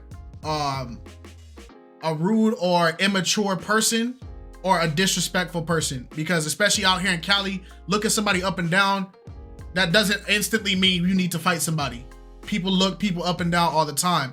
And the sad part is, a lot of people called her out for that, of saying she's immature for looking up and down somebody. But if you actually watch the Pop the Balloon and you watch the men's face, whenever the women said that they weren't their type or whatever, the men looked up and down at the woman. Especially old boy with the Ludacris. Ludacris did it the entire video, but for some reason, she's the only one getting condemned for sizing somebody up, even though the men sized people up the entire episode. But this is where I say she cooked herself. So 50-50, are you talking about financial, or are you talking about like other ways? Yeah, financially. Financially? I mean, I'm the provider, I'm the leader. So I'll take care of like the mortgage or, the majority of bills and stuff like that. Yeah. Okay. Yeah. So I have a question for you. Mm-hmm. Do you feel, what's your role? Like, what do you feel your role is in the household? As a woman. As a woman. We're gonna move Why it were forward you a little gonna bit. say no? Move it forward a little bit because I don't care about what she thinks her roles is. Just cause. Mm-hmm. Nah, Okay. she's cooked. She's cooked. All right. Nah, she's cooked. Okay, guys. I'm gonna ask my final question then. Okay. Okay. Is it a yes for you for her? Nah, she's cooked. I'll say no. Okay. Yes. Go ahead. It's okay Why because is I it a was gonna no? say no too. Ooh. Okay. Why is it a no? Because of that. You know what I'm saying? Because of that. I like it, but it's too much. You know what I mean? Okay, yeah. Because of that. What's too much? She a little attitude, but it's too much. Attitude. Take it. And why were you gonna say no? He's a cool guy. I like that he's ambitious, although I'm not sure about the fit. The pants look a little wrinkly, It is dressed to impress. My mama would have told me to iron my pants. I feel it. Okay. Mhm. That's cool. All right. I like your dress though. Thank you. Mm-hmm. Yeah, I think you're cool. All right, I'll have you head back over there. Okay, that's all the balloons. You were doing so well Until you did that. Yep. So she cooked herself at the end, and the reason why I say she cooked herself in the end is people can say what they want about people looking somebody up and down, and if you feel like somebody glancing up and down at you is the highest form of disrespect, I think you have soft skin. That's just as a 6-foot black guy in Cali, where it's predominantly Mexican and white. Even today, when we go to do any type of errand, they size us up all we day. get sized up every day, every single day. She's only 5'8", 5'9". She gets sized up like she an Amazon. I'm only 6 feet. I get sized up like I'm a genetic freak. It don't matter what store. It don't matter if we go to a black-owned store, a white-owned store, Hispanic-owned store. It don't matter. We get sized up. We don't take no offense to it, because at the end of the day, it don't mean nothing unless you do something. You look up all you want. It's all good. You're gonna see the Nike slides. I'm chilling. You feel me? We don't take that, especially out here. It happens so often. There's no intention behind looking somebody up and down. The intention comes is when you say something or when you do something.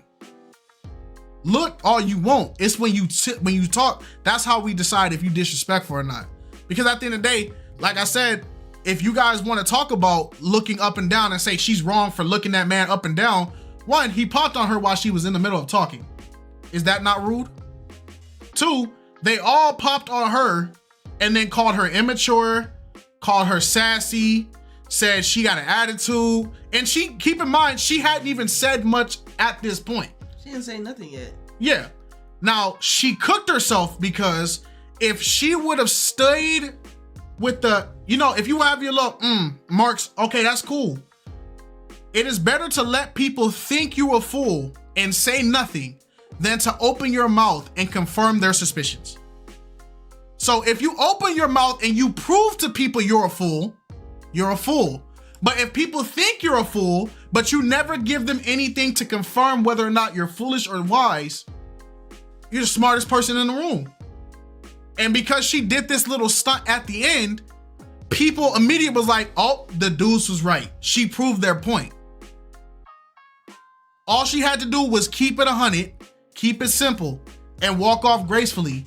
And the internet would not have crushed her like they did. But because she decided to die on this hill where she felt like she had to try to have her viral moment. Her pride was too big in that moment.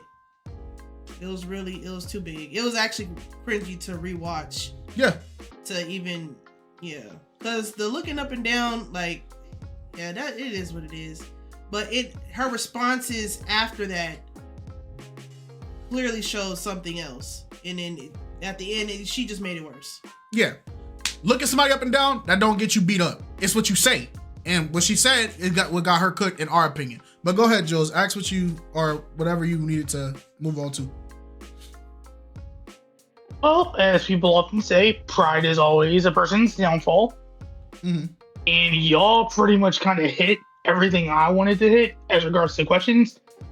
I wanted to see what our two moderators had to say about the situation, and then we were gonna release the hounds and see what everyone else has to say. Okay, Monet or Nitro, he wants to know your opinions on it.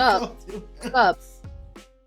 Thug. I mean, I'm a thug. You be wearing Nike slides, thug. Yeah, keep your hands up. Anyway, they're easy to come off your feet. Not nobody fight exactly. I bet every time you drive, you slip off the pedal. But anyways, that's not what we're talking about here. Don't make me break character on this podcast. Don't do that. I'm not gonna make you break character. I just, had to say something. Anyways, I got the all black ones. That's thug. Anyways, I think for the most part, her pride did get in the way. At the end, like you said, she did prove the men right.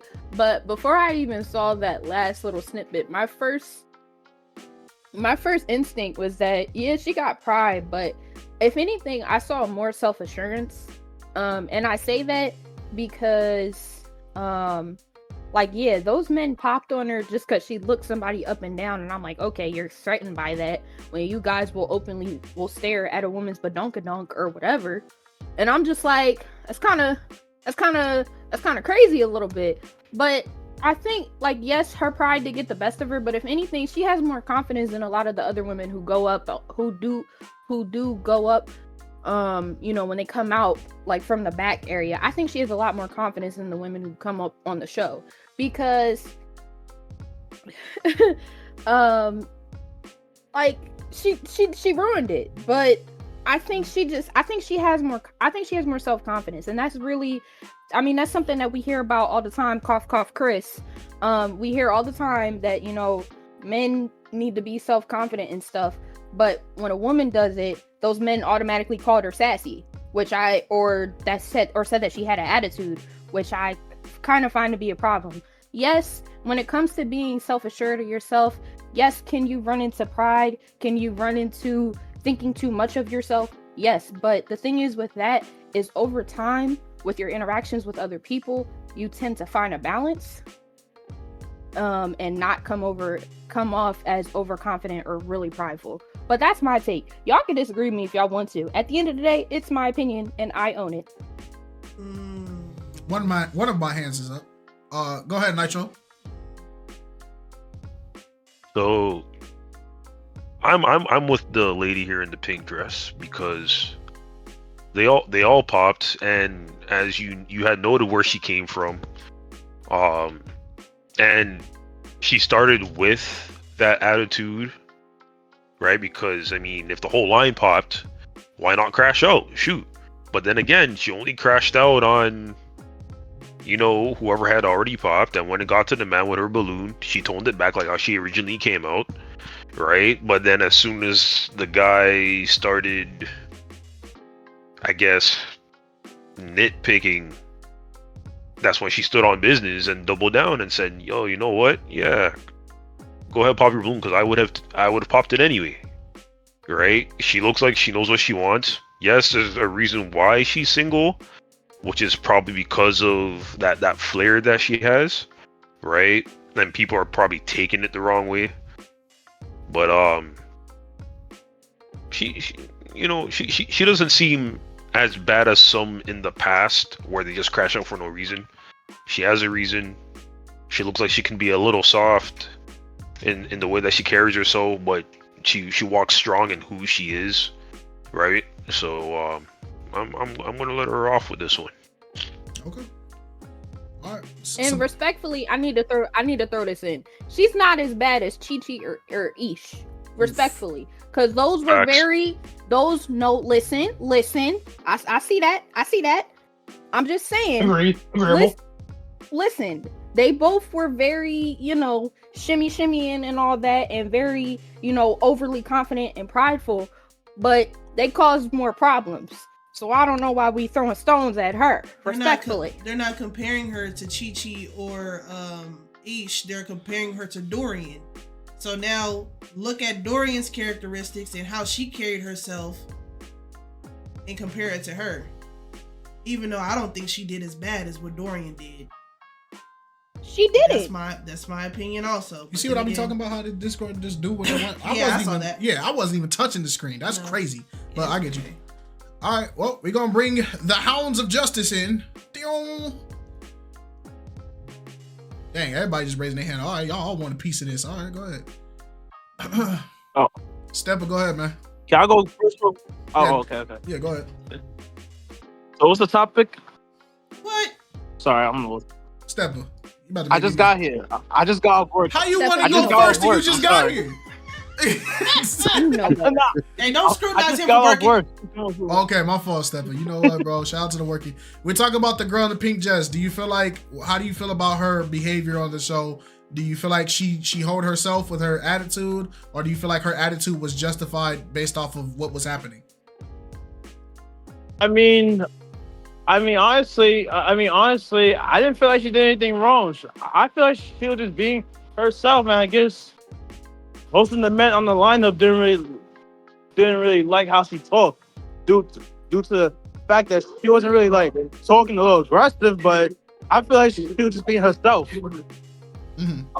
She was just being herself on the show, so it's like, she wasn't really like giving masculine energy or anything, but she honestly was just being herself on the show, and I guess most of the guys didn't really like it, so Okay.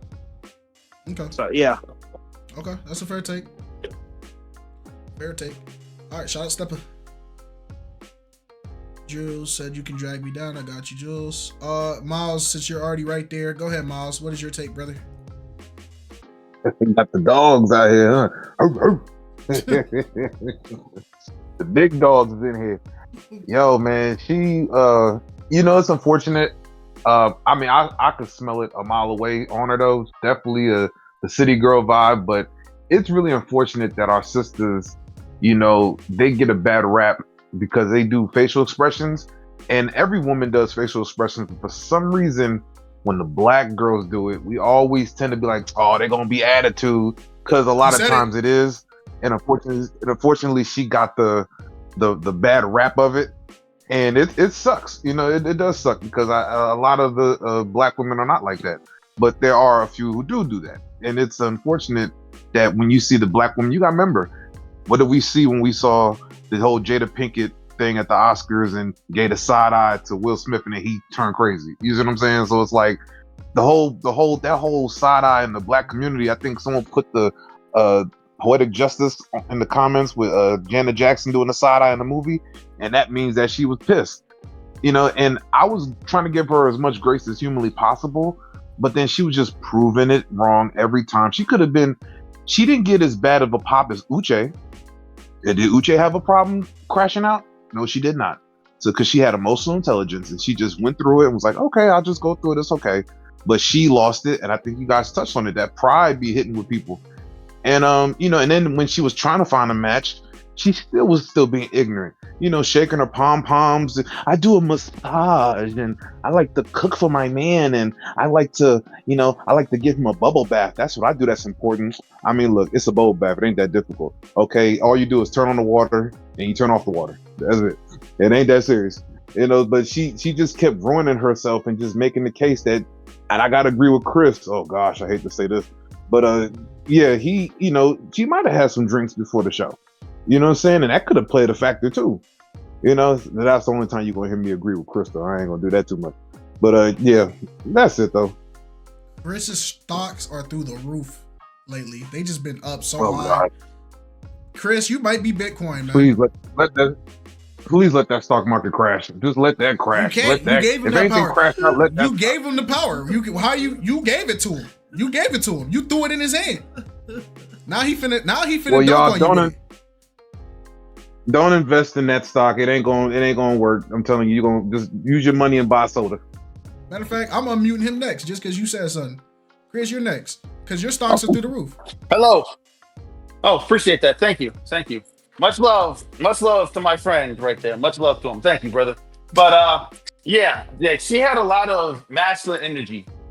Seriously, because if that was Uche and she came on like that, all them guys would have ran because, you know, she had that masculine energy, and I saw that. First of all, when you say next to Arlette, and you notice when the first guy said ladies first, Arlette said, no, I want you to go first. For some odd reason, when she said next to Arlette followed her demands. How come she didn't stay strong and say, no, like, I got this? I noticed that. Okay. See, well, once again, she had some masculine tendencies because anytime you're looking dudes down like that, like you're one of us, I notice all those behaviors. And the way she said to the dude, oh, like, where do you see yourself in the next 5 years? Like, listen, guys, anytime a woman's saying that to you, she really doesn't like you because she's not going to have any requirements if she actually liked you like that. So she was just up there for show, in my opinion, and she was just too masculine. And us guys don't like that. And once again, we also go off of women's behaviors too by how feminine they are. See, like James was on the show, and everybody popped on him because he seemed like he was feminine. So the exact same reaction happened, but it was just the opposite. That's it. Okay. All right. Shout out to Chris. All right, King Rod, I'm unmuting you, brother. What is your take on pink dress?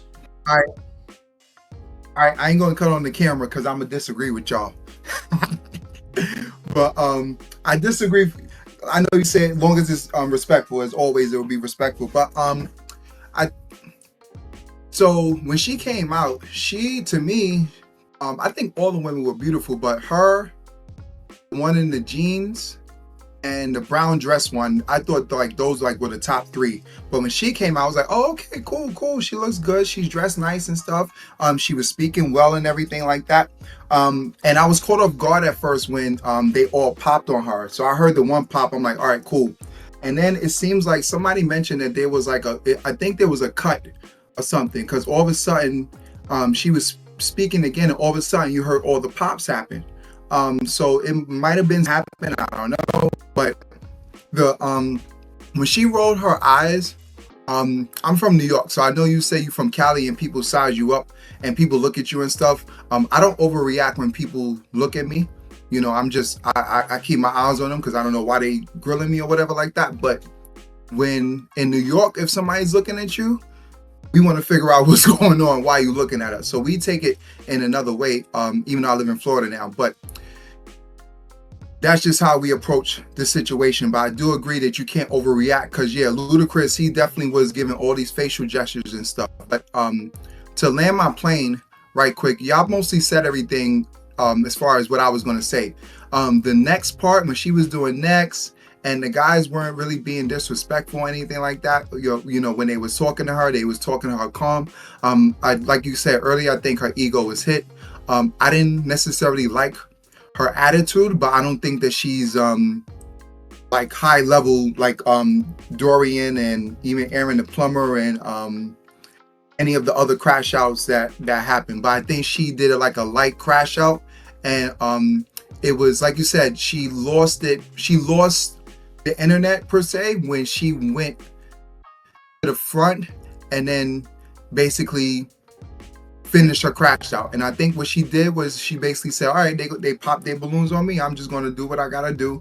I don't think she's used to rejection, and that's the first thing I said when she did all those reactions. But guys are going to be mindful of that, you know. I'm like that. Like, I look for little signs, like, if, you know, sometimes I can take it because I've been around women for a long time, so I can take when, you know, women have a little attitude and things like that. I think sometimes that's just their way of guarding themselves. But overall, you know, if it's something that continues down the line, I think it's just a person a woman that I choose not to deal with. So I agree with the guys that she kind of, you know, went a little overboard, but it's understandable why, because she was in the middle of talking as well. So I understand both sides, but she was in the middle of talking and all of a sudden they popped, and she probably had high expectations because she's a good looking woman, you know. So that's my take. Okay. I would actually like to, so when I agree with most of what you're saying, right? I kind of disagree on the parts where, well, not just you saying it, I kind of disagree on the parts that people said like the guys were being respectful to her in the conversation, because even in our reaction, a lot of people what was the question? kind of misconstrue that just because you're talking calmly or you're talking quietly or you're talking in a peaceful tone doesn't mean that you don't have the intent of being offensive or being disrespectful. I can call you an idiot in the softest tone possible and say, you know, I just feel like you're personally just not up to the intellectual standard that we need here. It's still an insult. Doesn't matter if I said it softly.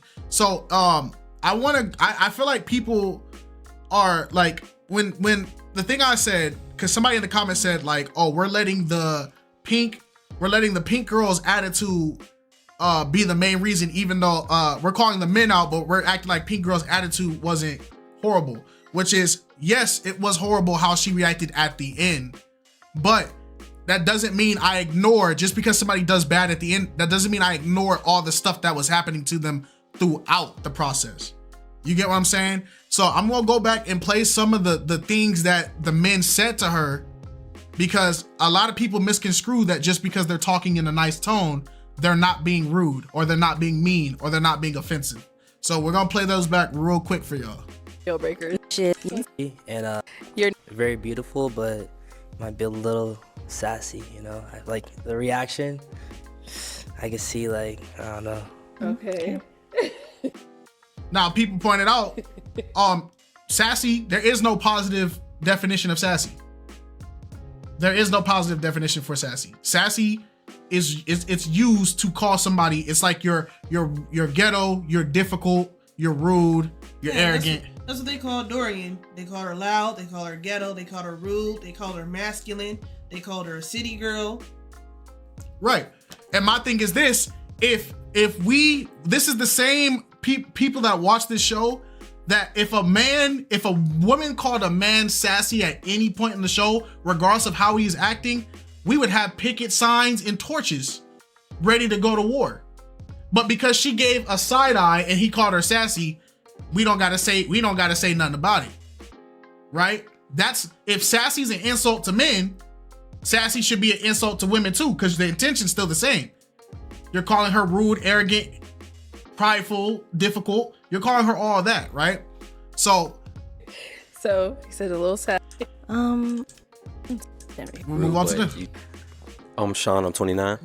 I popped because, and I don't mean to be rude, but you just kind of seemed a little extra for me.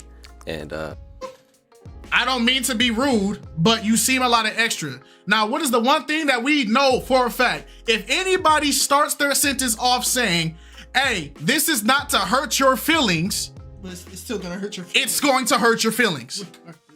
I'm not trying to insult you, but they're going to insult you. I don't think you're stupid, but they think you're stupid.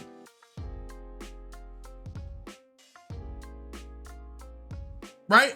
Come on now. It's simple etiquette. Come on now. So already got called sassy by the first guy. Just got called extra by the second guy. Even though at this point, even when she talked to the last guy, she still wasn't being extra. She was just talking.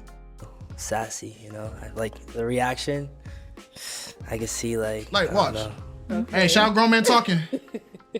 So he said a little sassy. What do you think? Okay. All right. So now is he someone that's your type? No. All right. And why not? I don't know. It's maybe other perspectives. That's fair. Thank you. Let's go. There's no energy being returned in that. No, maybe there's other perspectives. No, it's masculine energy. Apparently that's masculine though. She has an attitude. So she got called sassy. She didn't. She could have crashed out there. She didn't. She got called extra. She didn't crash out there. Let's go to the third guy. Now it's thank you. Did you end up popping? You're attracted to. I mean, he looks handsome. Yes. Yeah. Thank you. I think you're. Your balloon. She looks Come on, handsome. Yes. 33. Okay. But people are saying she's all this crash out, right? Just wasn't my type, and it was giving city girl vibes. You came out real hot out the gate, and you got these temperaments and these, you know, these facial expressions and stuff like that. I just wasn't feeling it. Kind of young and immature to me, so yeah. Keep in mind who just said this. These facial expressions and stuff like that. Look who just said this. Look who said it. This is like Kim Kardashian telling a girl who has a BBL, yeah, man, you should probably go natural. This is the BBL queen telling another girl with a BBL, your BBL don't look good, you should go natural. This is why we didn't dogpile on her, because yes, you can say you don't like her attitude. Cool, that's valid, that's fine. But she's in an environment where the attitude suck near her. You got called sassy, got called extra, called immature by the main guy who's been acting immature the entire video. This is like when Dr. Elam called old girl a liability. You a liability. You been on 80 dating shows. What are you talking about? Come on now. Let's go to the next person. And I'm 31 years old. I popped my balloon because I feel like our personalities will clash. You're very attractive though. I pay attention to detail. Love the necklace, matching the bracelet. Again, down to, ankle bracelet. You look fine.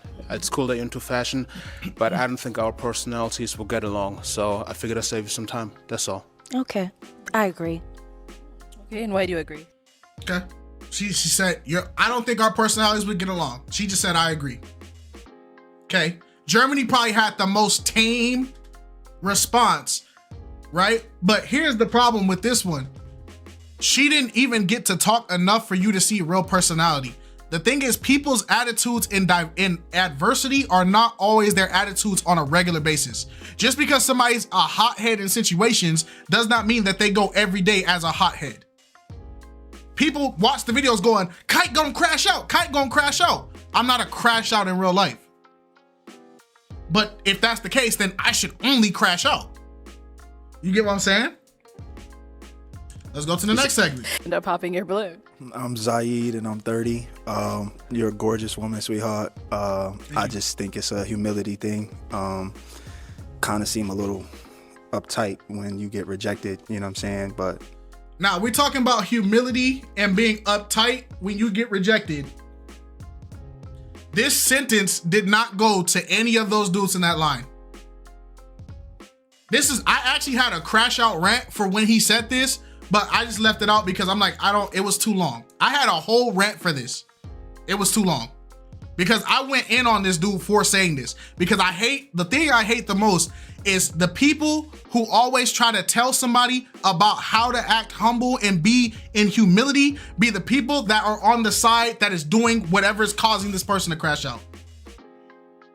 It's always the guys that are in the room with the group of people who are bullying the person that tells the person, you need to learn how to be humble.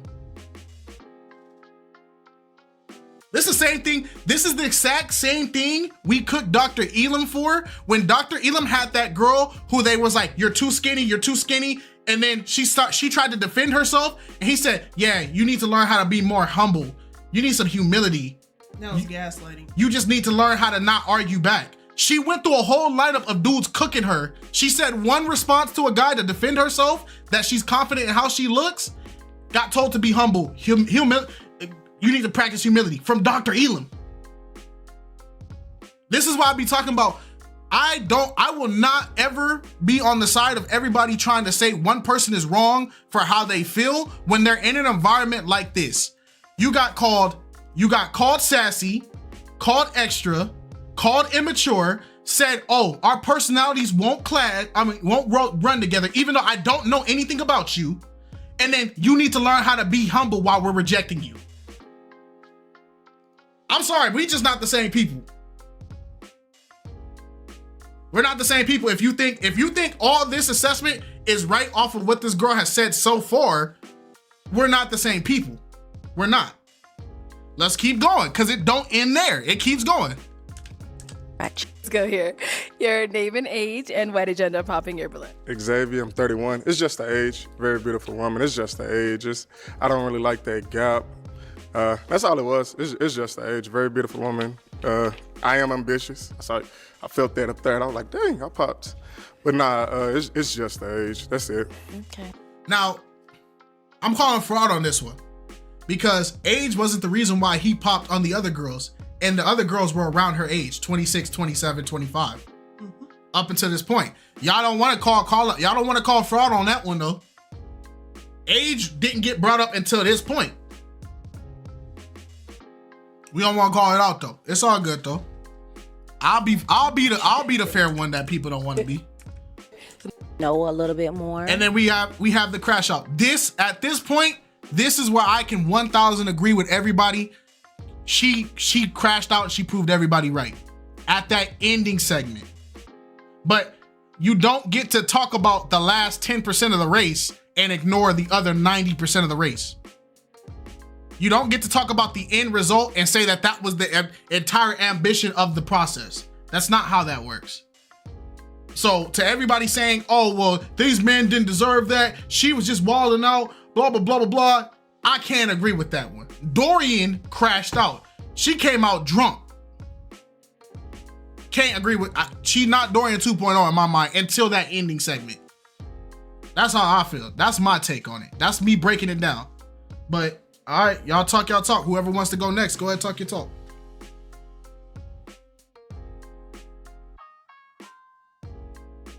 Nobody wants to go now. No, go ahead.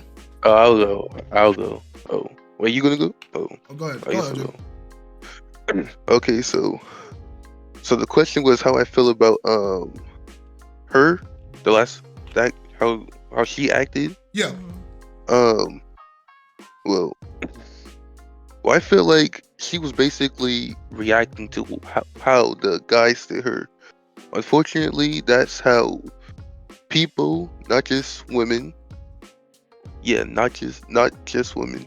That's how people act. When you do them a certain way, they're going to try to double down and make you feel like, nah, I can't let you do this. So I'm going to try to hurt you even more than you hurt me, or make you feel some type of way the same way you made me feel some type of way.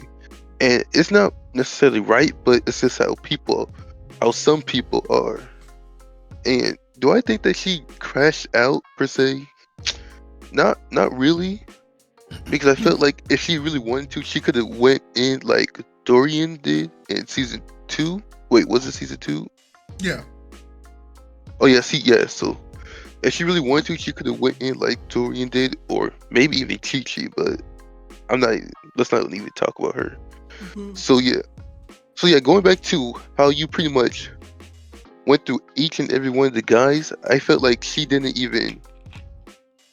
even that disrespectful. She was a little passive aggressive, but if someone pops on you while you're talking all at once, you're gonna feel some type of way. Like if I was her and I was on the show, I ain't even gonna lie to you, I would probably feel some type of way. But I probably wouldn't like react like that. But inside, I would feel some type of way. So even though she could have responded in a different way, I didn't feel like she genuinely crashed out like she could have done. Okay. Fair take. And everybody responds to them getting popped on differently, especially when they're in the middle of a sentence. Some people just sit there stone faced, just like, oh, and then they go back to talking. Some people make a face and be like, oh, well, that was rude, and then, you know, keep it on their face. And then some people just, because they're already nervous, they just, all right, forget it, I'm gonna just crash out. Go ahead, Arm Swordsman. Yeah, nice everyone. There you go. Blessings on. Yeah, so honestly, I'm going to take this from a kind of different perspective, because first, I didn't actually think she crashed out. I think what she did was in line with what I perceive their personality to be. Because honestly, this is my opinion. When she came out, it seemed to me as if she was nervous, and because she was nervous, she was projecting a confident facade, and so it came off as kind of overconfident. Okay. Right? It kind of came off. That's how it seemed to me. Right? And I instantly picked that up. So I was like, talking to the screen, I was like, drop your shoulders, relax. Relax a bit. Yeah. So that was me. And then the first pop happened. And then when the first pop happened and I saw what, I was like, okay, this is where we're going to go. Because I think the first pop hit her a bit. And then the following pops, it hit her ego, right? And so what happened was in response to that. So honestly, I don't actually think it was a crash out, to be fair. I just think that her pride got hurt, and she just wanted to save some face. That's what it seemed to me. Okay. Shout out Arm Swordsman. Go ahead, Yeshua.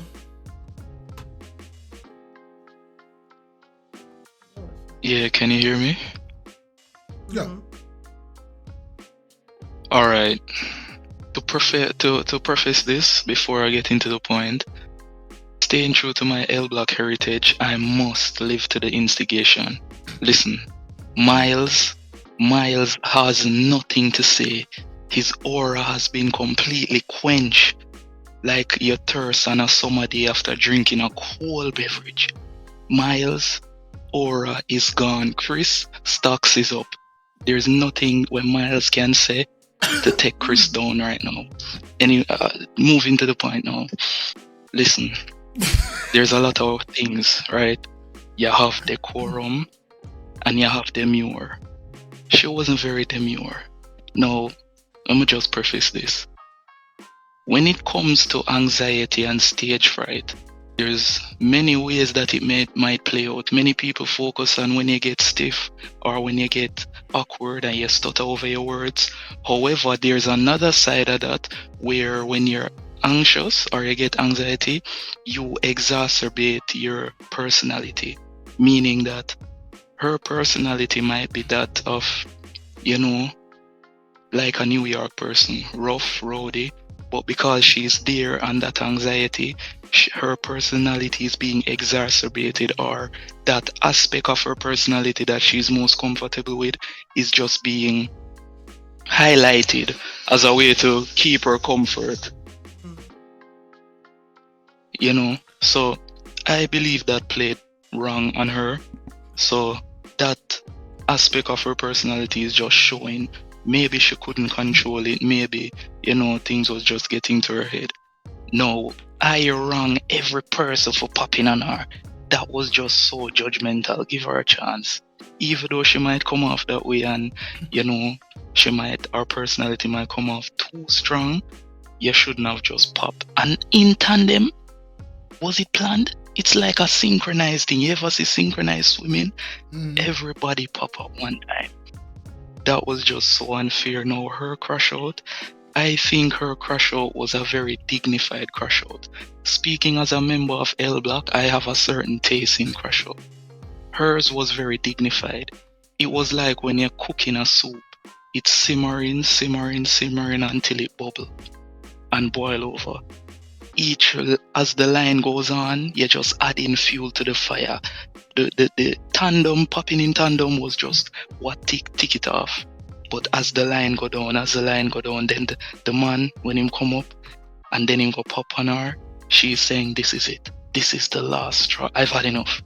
And she just release it, but it might have felt good in the moment, but as we know about instant gratification, it feels good to let it out in the moment, but the regret and the backlash comes after. Right. So I don't blame her for acting how she did.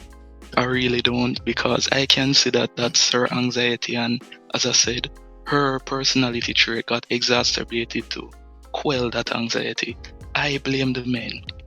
Their condescending tones, backhanded compliments. I would have crashed out even harder than her. I would have said, shut up your dirty mouth, and fling them all away. So that's what I have to say. You know what he just described? When you go downstairs and you use the Instapot to make rice, it's just bubbling and bubbling, and she just let off all the steam. That's what I'm saying, bro. Miles says, shut him up already. Miles, raise your hand if you got something to say, man. Don't at me. Go ahead, man. Yeah, so I mean, I'm gonna go against the grain here, but yeah, I think I understand why the guys popped initially. I do think the first look down that she did after the first guy, the vet dude, popped was disrespectful. If I'd seen it, I can understand why they would pop. Like, if you're out with your girl and she's giving looks, and if someone wants to start something, then you got problems that you got to solve, all because of a look your girl just gave. So I understand that part of it. And for the sassy, me personally, I didn't find sassy meant to be offensive in this case, because when you use sassy to define a man versus a woman, it has different connotations usually. I think he just meant attitude in this case, but like usually when women try to say men are sassy, they're trying to call you feminine or, a little sweet. It was meant to be a little more disrespectful, aimed at your sexual orientation, in my personal opinion. So I didn't find that as offensive. But Ludacris, yeah, he was a dessert. She could have crashed out on Ludacris, and it would have been well deserved, in my opinion. Let's see. Yeah, the first dude actually, because people were mentioning they all popped at the same time. The first and the second dude in the lineup, I know the first dude for sure mentioned that it was the facial expression, in kind of a reason that he popped. He brought that up, which I kind of understood. But despite all of that, I actually enjoyed her segment. I enjoyed her personality. Because she says she's a content creator. So I was like, all right, entertainment-wise, bro, I like this. I like how she handled herself, conducted herself throughout of it. I just understood the guy's side of things. From a dating perspective, if I was there, I wouldn't go for her. But I liked her personality. So, okay. Talk your talk. It's your channel. Talk your talk. I don't have the energy. I mean, everything you said was perfect. It was fine. It was. She reading the chat. All right. All good. Right. Appreciate you guys. Thank you. I like your points. All right, Saint. Go ahead, Saint. He said, "Ain't no way, Ma's trying to shut me." I'm here. What's the word, Saint? What's it called, y'all? What's the word, man? I ain't gonna lie, man. They already done shot my points. They already done did it up tonight. I ain't gonna lie. At this point, I really just here to say what's up and how y'all doing, cause like, you know what I'm saying? I ain't been up here. I still want to hear your point in the way you would put it. Okay. What's it called? I ain't gonna lie. My point though, like, the way I felt about it was that, and I think I forgot who said it, because so many people said it so far. I felt like once the pop started coming in, you know, after that, it was just like pure. I feel like not just pure ego, but like it was just straight up pettiness after that. Like, all right, y'all gonna pop on me? Say that. You know what I'm saying? It just went off after that, and just like, oh yeah, I'd pop it too if I was me, or whatever, if I was you, or something like that. You know what I'm saying? Like, but you know, yeah. I mean, I ain't really got much to say. They all said my points already. So, okay. Hey, but shout out to you. I do agree. I do agree with them though. And I think towards the end when she had Buddy and all that, or when they walked up together, or whatever, and I guess they was sort of about to walk off and whatnot. Like I said in the comments or over here, I think, you know, I thought it was gonna be another, and I don't want to say Buddy name, but I thought it was gonna be another, you know, Turtle and Esther situation where it was gonna be like a match, and you know they were gonna walk off, and it was gonna be just be that one guy. He was gonna be the one to stand out. But once he popped, then you know I was like, oh, okay, it is what it is. But yeah, that was just my point of it. And I don't think I don't know, in comparison to her and Dorian, if I had to say, I don't know. I think to me, Dorian didn't really like, she was just, they both was extra, but I feel like there's levels to it. You got one right here where she was kind of like, you know, more a little like, you know, on the straight up petty side. And I feel like Dorian kind of was more so like, she was a little playful with it, you know what I'm saying? But I feel like she did kind of wanted to hear what the people had to say and why they had to pop on her. That's how I feel personally, but you know, everyone's opinion is different, but that's how I looked at it. But yeah, she kind of just like gave off, and I don't want to just like label her, because I kind of, and that's another thing I want to say, I don't want to just label her as like, oh yeah, it was given just the city girl, because I feel like we always point back to that. Like they've just become the, you know, like the pinnacle of like whatever type of, I mean, not type of character, but more so like the type of black women, I guess. But I feel more so, again, it was just an attack on her whatever pride or ego you want to call it, her character maybe, I don't know, but just an attack on that, and you know, or not an attack per se, but just, you know, how they felt and where she felt and where she stood on that and how she proceeded with it, basically. But yeah, shout out to y'all though, man. You know what I mean? They already said my points. That's just my little thing, you know what I'm saying? Shout out NYC, Cali. Hey, shout out. Hey, Saint. Cause I saw you respond correctly. Cause everybody may not understand it, and it depends on where you from, right? Yeah. We from SoCal, right? We from like LA, all that. This is SoCal. The look up and down. The look up and down for us don't get you the fade. It's what you say after the look up and down that gets you the fade. Exactly. If you look, how you proceed with it. Right. If you look me up and down, yeah, you're gonna catch my attention, because now I'm gonna be like, okay, you look me up and down. What's the word? Like, what's happening?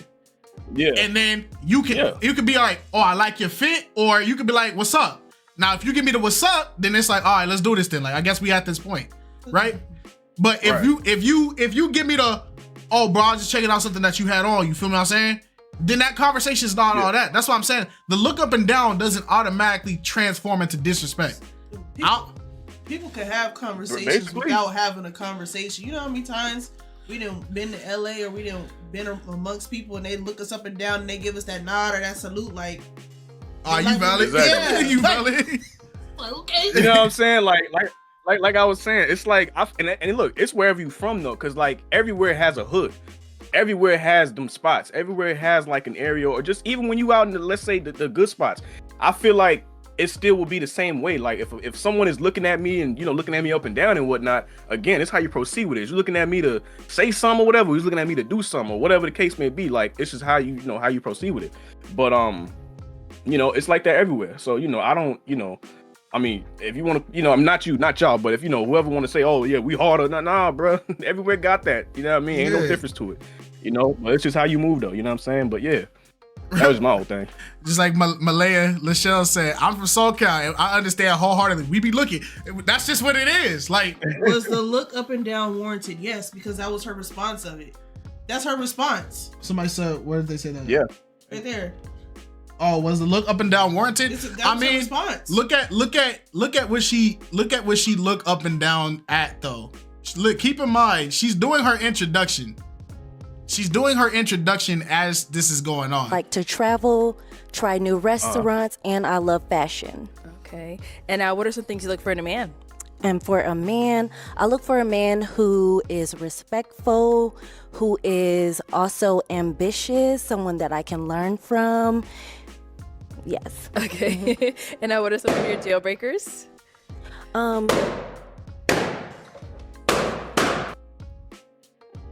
So I ain't gonna lie, that first lookup was like it was like from pure disgust. Like she looked at it like, ugh. But it's like she's sitting there, she's doing her introduction. She says, "I'm looking for a man that's ambitious." Right when she's listening to Arlette to hear the next question, homeboy pops. That was just her response. That was just a response. Like, that was just her response. But my thing is this: I'm about to call some of y'all out, so because some of y'all about to get this fraud alert. Some of y'all about to get this fraud alert. If she is wrong for doing the look up and down, then y'all gotta call Danny wrong for saying, "Oh, she must got a bad weave." So some of y'all about to get this fraud alert. Because some of y'all, I done seen y'all applauded Danny when he said, "Oh, she must got a bad weave," and that wasn't disrespectful. Y'all let Danny get away with that, but she looked up and down, and now y'all call her disrespectful. Y'all getting fraud alarms out here, bruh. Y'all lucky the button don't work, but ain't nobody want to talk about it. Let's do it then. We can take it there. Monet, throw the sirens in the chat. Spam them. Throw the sirens in there. That's just what I'm saying. Some of y'all let Danny 2-step, 3-step out of the limelight because Chi-Chi was a crash out. Yep, throw them in there.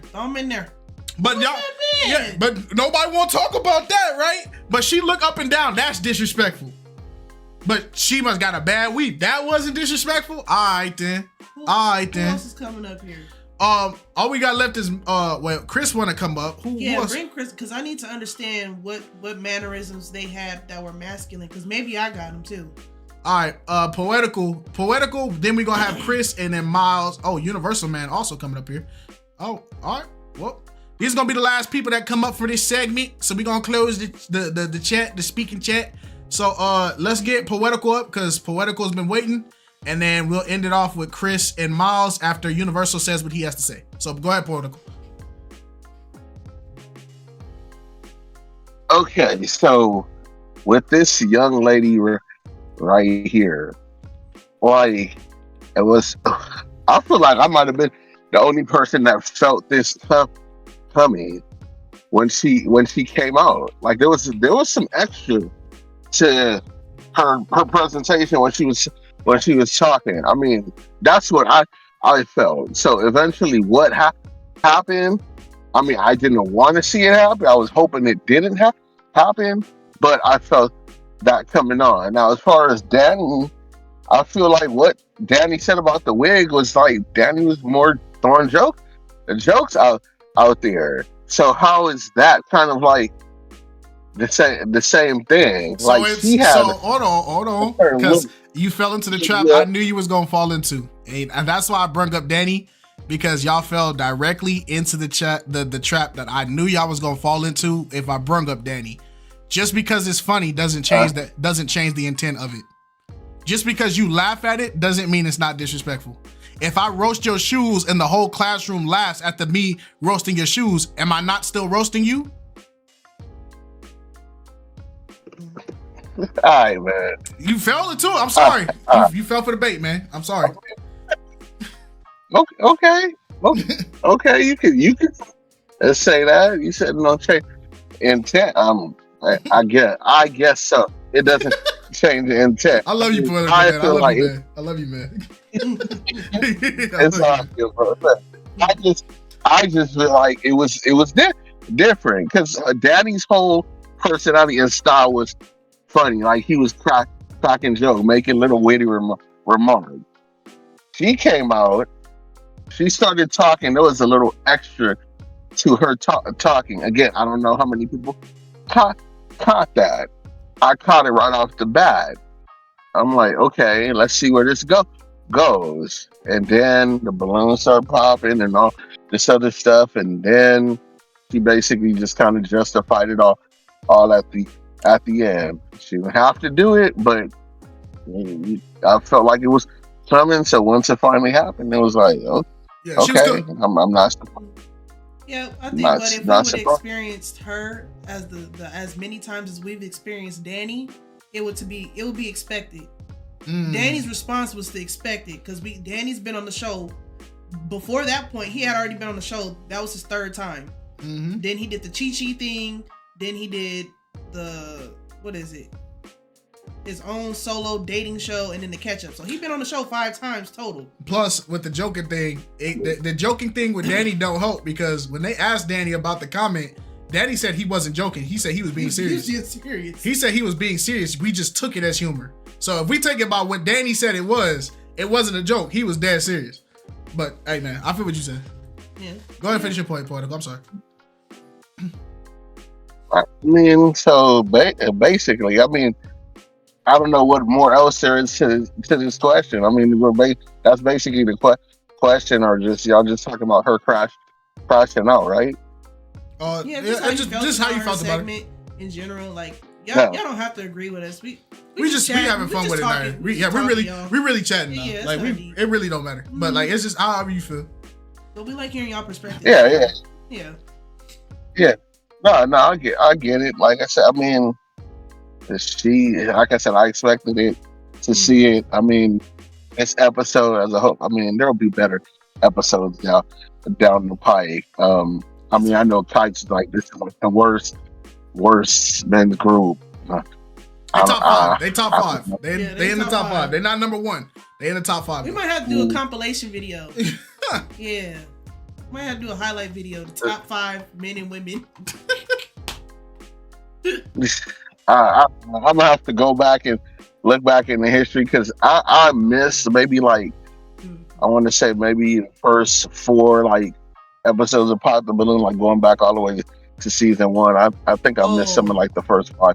Those were really good. Those were the best ones.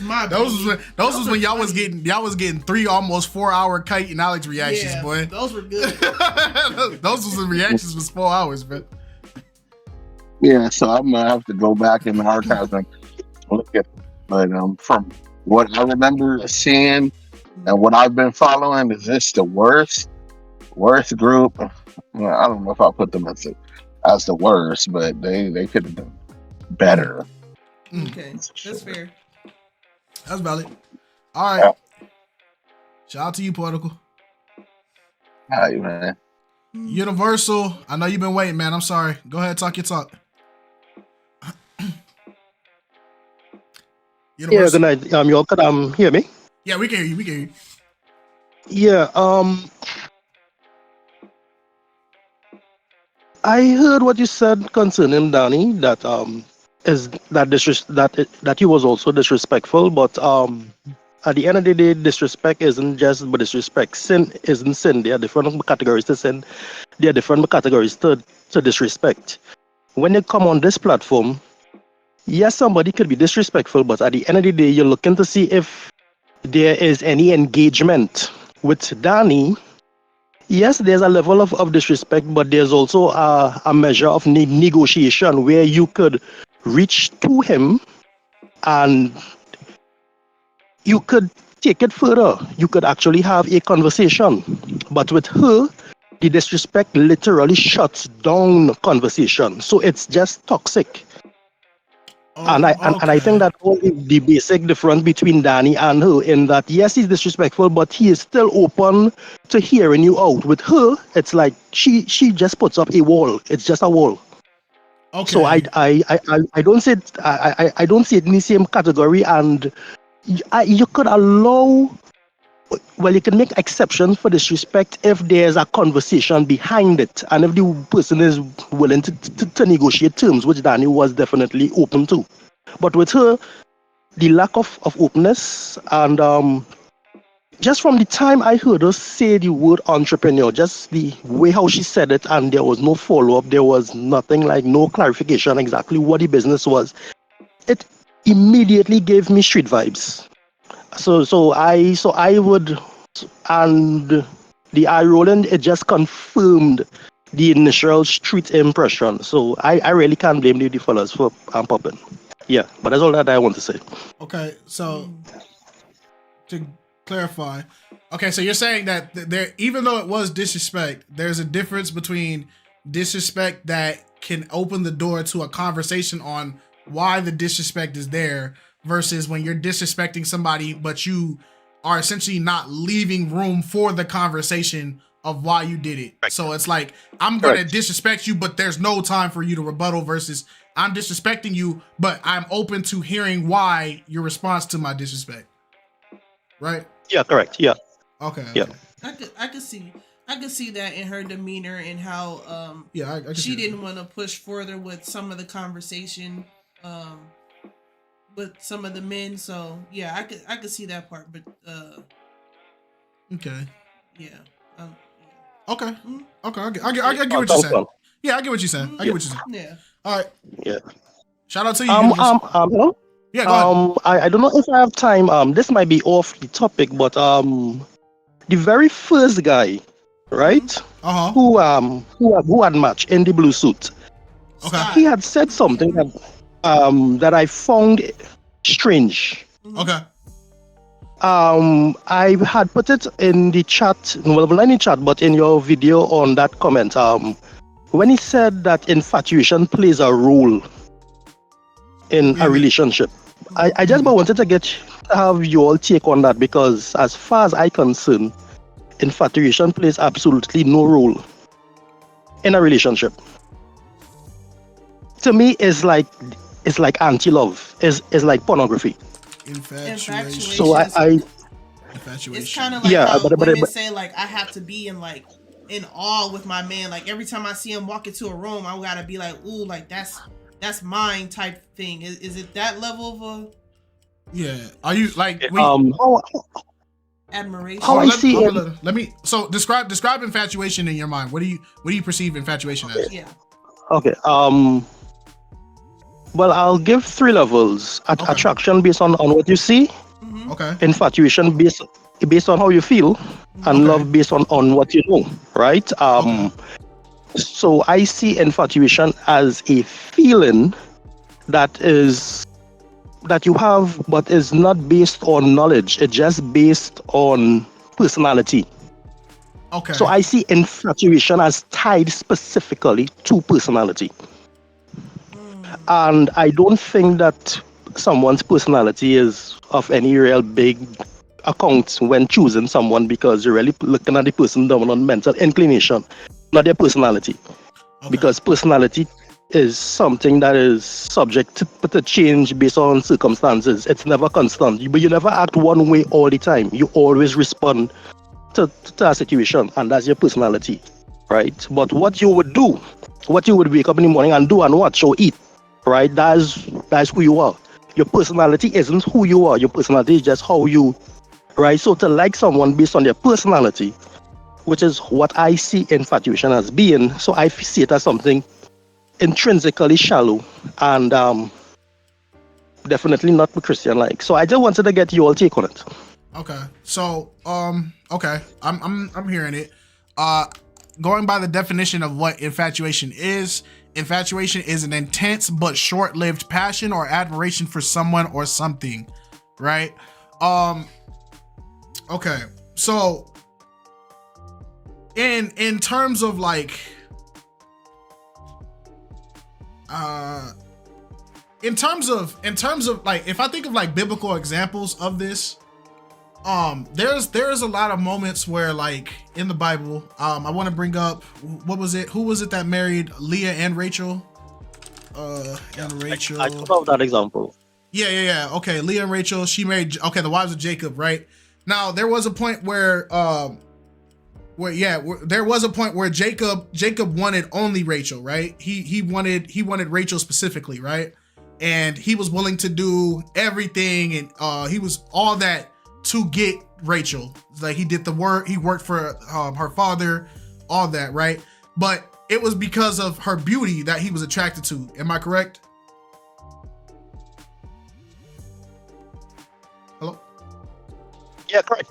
Yeah. So it was her beauty that drove her to have that, right? That desire. So I would say that is an infatuation, right? Because the beauty is the key versus all the things. When it came down to her, when it's time for her to bear children, Rachel wasn't able to give him children at the start. Am I correct? And Leah ended up being the one that was able to give him the children. Am I correct?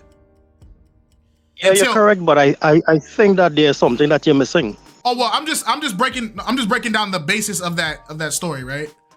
I know. But everything. Everything that you said is correct. Okay. But what you're missing is that the Bible didn't hold up that as a standard. That's just how Jacob was, right? And if that's what he wanted, I mean, God can't change what you want, but that's what he wanted.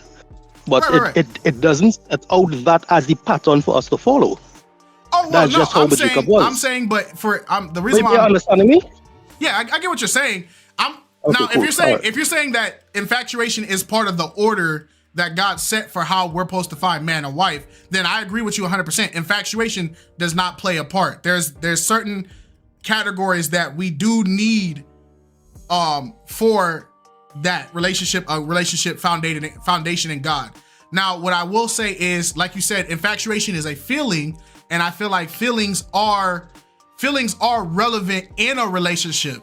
But him saying like, oh, like infatuation is the key to it, I don't agree. I think the reason why I agree with what he was saying was I was more focused on the fact that he was establishing that God needed to be in the center of the relationship for the relationship to work. So I get what you're saying though. Infatuation, because it even in the definition, it's an intense but short-lived passion or admiration. Short-lived. Yeah, that's why I compared it to. Yeah, but but something just came up in my mind. But I don't want to take too much time. Just one last thing. God, after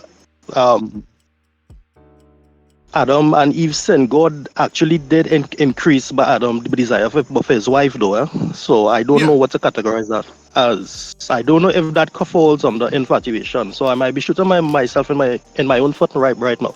I don't think so that was it. I don't think you're shooting yourself in your foot. I think that's honestly a part of the conversation when it comes down to love and having a love in foundation in God. Specifically, that desire that God put me between man and woman. But what do you class it as?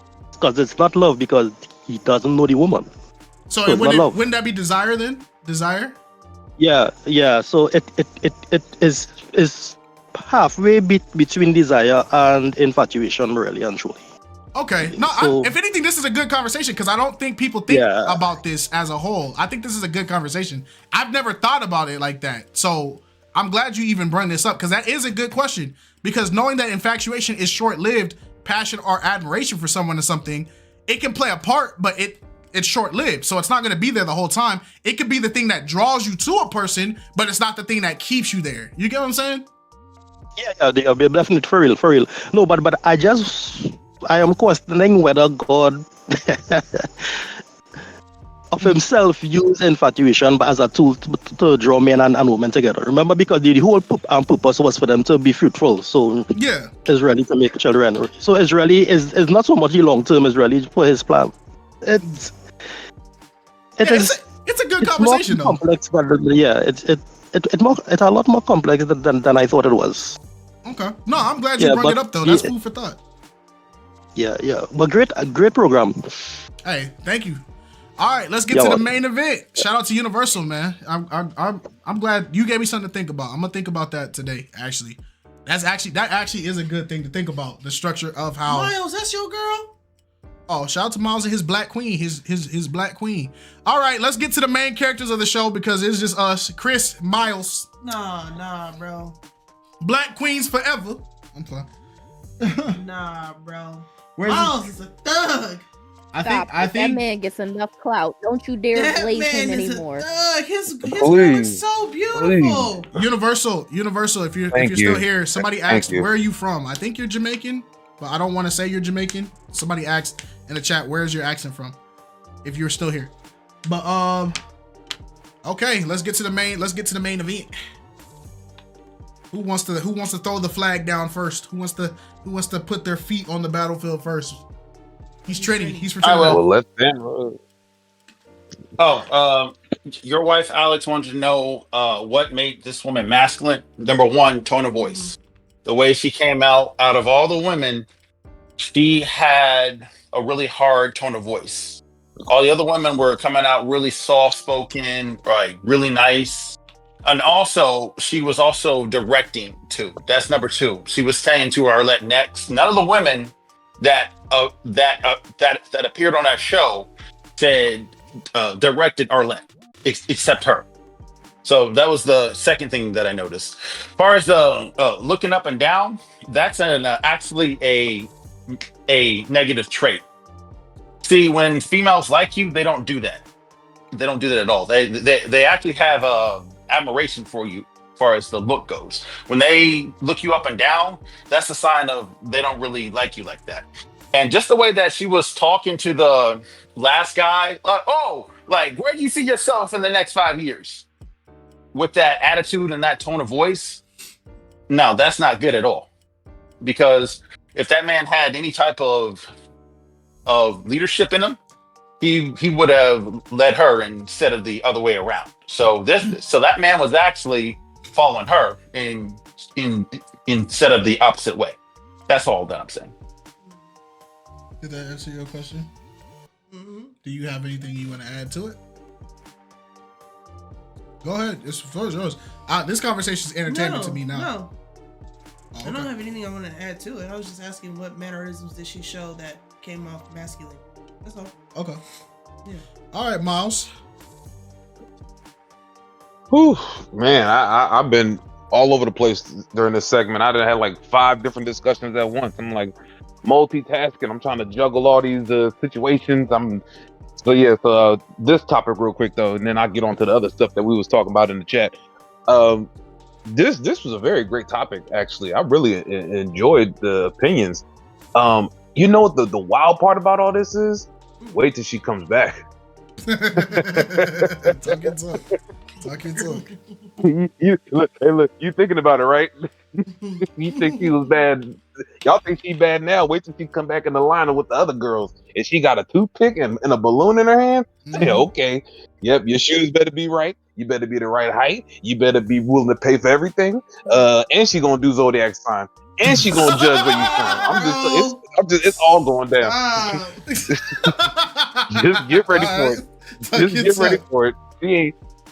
Yeah, and then there was a question on, I guess, in the chat about finding love at first sight, and Alex, that's my lady. That's the old lady right there. So yeah, good. She no, right? I did pretty good, didn't I? You did. Yeah, I was so nervous when I was losing my sight. I was like, oh man, I'm gonna lose this face. So I just remember just keeping this picture in my mind every time when I went blind. And just 6 years later, I remember when I got my eyes and they started to open up again. After I seen my mother, first thing I did was go see her. And so I just see her face. And the first thing she said, "You can see my face?" And she almost fell out and she just started crying, saying that she never left. And I know she didn't leave. So they love at first sight, man. It's a true thing when you find somebody that really is down for you, fellas. I just want to let you know it's a real thing. It's real out here. You just gotta find the right person. And I knew I was gonna be with this one when I was 12 years old. So yeah, it's real out here. Yeah, she's a loyal one. And she sounds like Michelet too, for those dudes you know who that is. She talks over her larynx like Michelet, so she sounds like kind of like a cartoon character in a sense. Her voice is very squeaky, but it's the most adorable thing in the world. It's cute. Yes. All right, now it's time to take the Weenie Hut Jr. hat off. Let's get to the real thing that's here. Yeah.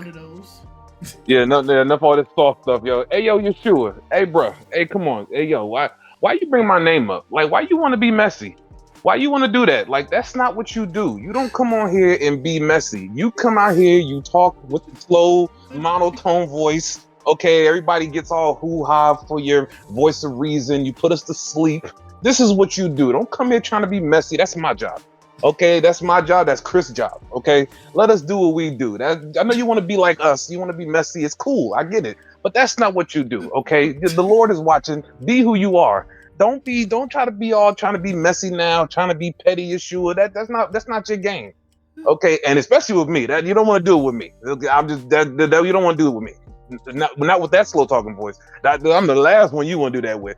But I love you. You sound like fireman. Your lane though. Well, we from Jersey. That's what we all from Jersey. It is what it is. But stay in your lane. Do what you do. You the voice of reason. You bring the prayers. You talk slow. Put us in a nice calm state. But don't try to be all like try to be messy, petty. That's not your game. Just don't do that.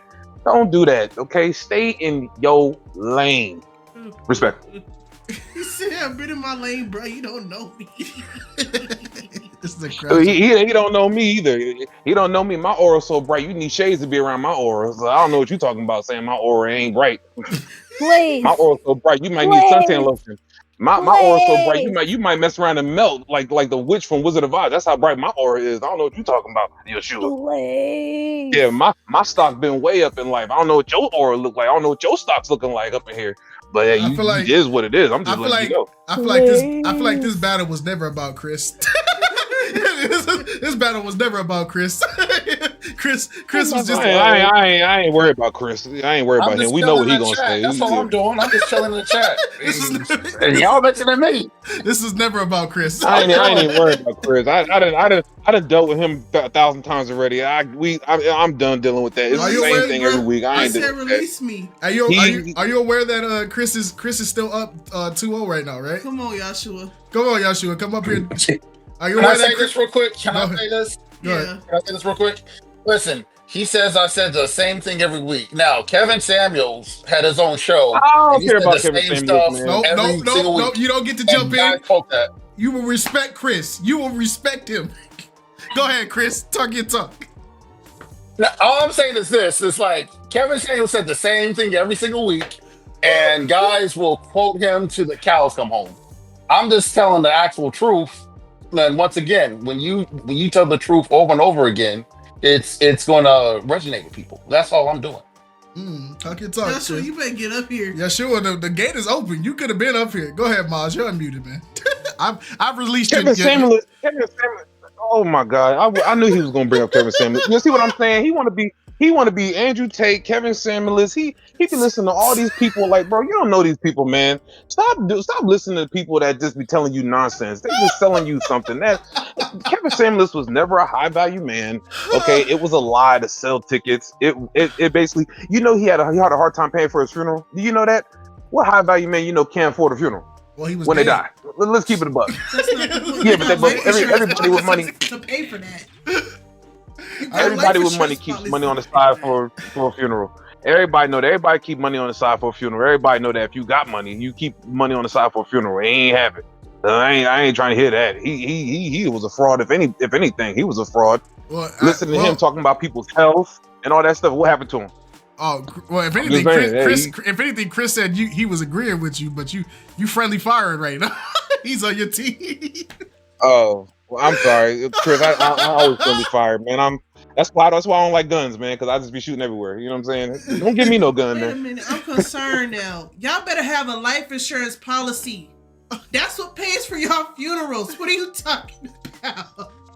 But he a high value man, though, right? You're sure. You said you needed your shackles unchained. You're unchained, brother. What did you need to say?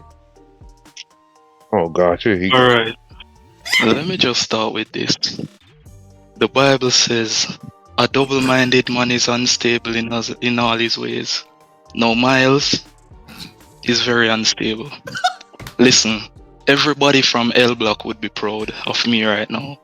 I don't know why, Miles, you allowed me to get under your skin because you lost your aura to Chris.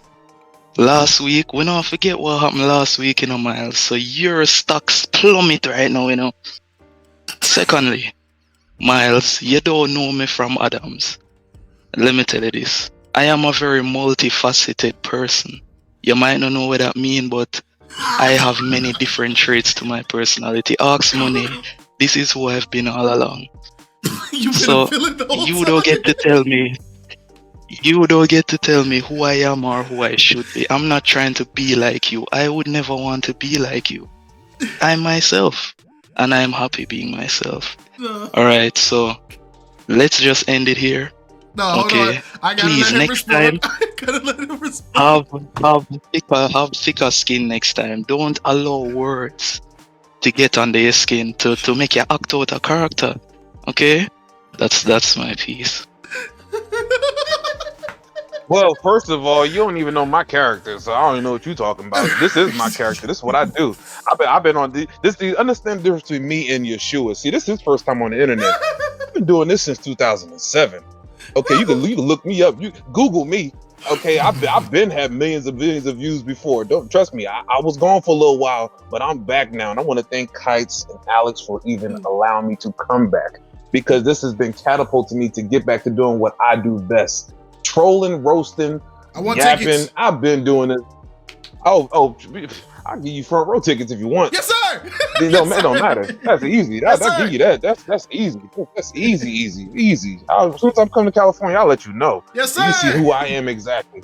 You see exactly who I am and what I do. It ain't common for me to do something with some hot comedians. They know who I am and what I do. Yes, sir. Anyway,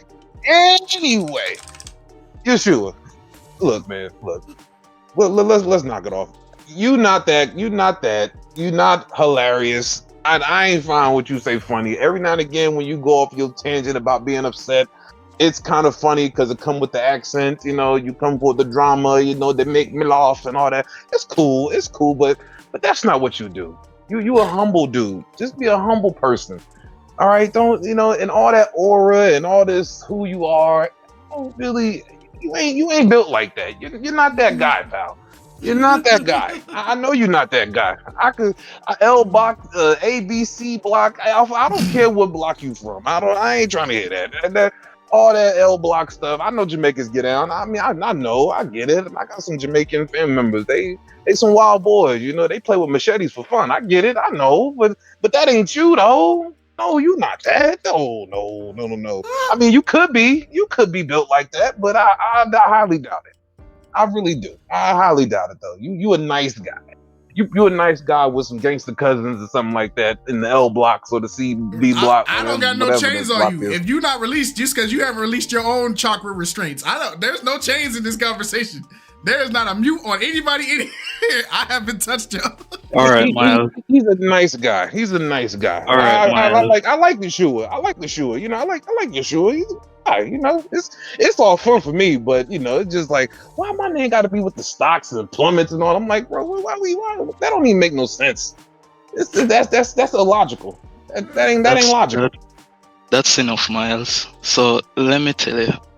All of that L block, that's just please don't misconstrue my polite internet persona for this. Don't take it for weakness, okay, Miles, please. Okay, don't. We're on a platform. We're on a platform, right? So and what that mean? Listen, don't get it misconstrued, Miles. You don't know where I come from. Okay? And listen, Miles, I don't need to tell the world that I have 1 million views or whatever. No. I don't have nothing to prove to you, Miles. And all of this was just a joke to me. Okay? So let's not take it serious. Okay? Let's just keep it where it is and don't try to tell me who to be. This how you know he feels. This a joke to me too. This how you know he don't even know how I am, because see, this a language gap. He don't even understand that. This a joke to me too. All this stuff, like literally when we cut it off, I'm be like, oh, that was fun. Oh, that was fun. Yeah. Okay. It's literally fun for me. I'm having fun too. Okay. All right. My hands is up. At the end of the day, I just want everybody to know. Miles, no more question. Miles. If it was a joke, right? Why you did us tell in the chat assembly for shut up and stop talk? Why that sound like it got on their skin? Was that a joke too? Like you just never Nah, you really do be talking too long. I mean, when you ready for go on your rant, and talk and long wind, nobody no say nothing to you, So if my talk long one time, I'm always on time. Actually, I'm never off time. I'm always in 2 minutes. I've never once been over my time. I'm not the one when they say watch your time. They ain't talking about me. They be talking about y'all. They ain't talking about me. They even said on the show, oh yeah, he's always on time. They been said it. I got my time record.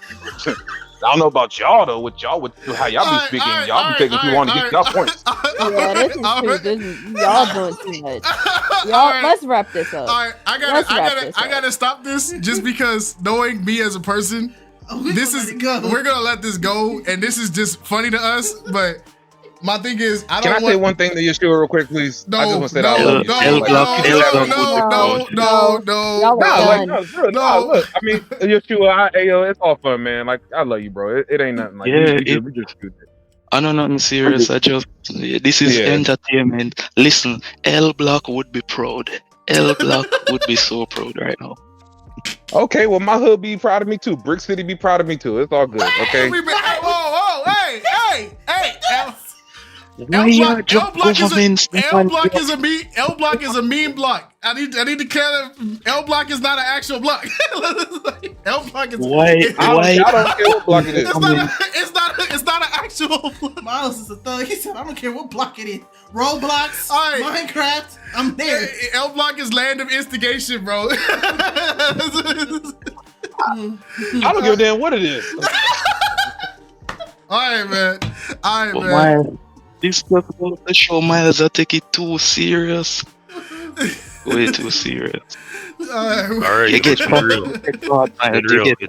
It's been real. All right. Let's wrap it up, man. Hey, man, I appreciate your both, man. Hey, at the end of the day, I just want to say for the record that this was all for entertainment purposes. Haha, this was actually a prank. None of this was real. This whole flock talk don't exist. I just need y'all to know. Hey, but shout out to my lovely wife for being here with me. Shout out to the wonderful Nitro Marvelous for coming out after work to help moderate. Shout out to Major Monet for always jumping up to moderate whenever she get a chance. Thank you guys for Flock Talk 18. That last segment might get cut out. It might not be there. No, clip that and put it in the Discord. That's for us. But hey, man, I love y'all. Y'all be safe. Remember, tomorrow's not promised to anyone, so make sure you pray. Make sure you love your neighbors as you love your enemies. Love your enemies as you love your neighbors. And remember that Jesus Christ died on the cross that you might be saved if you just believe in him, but you also need to make sure you obey his commandments. All right, people. Peace.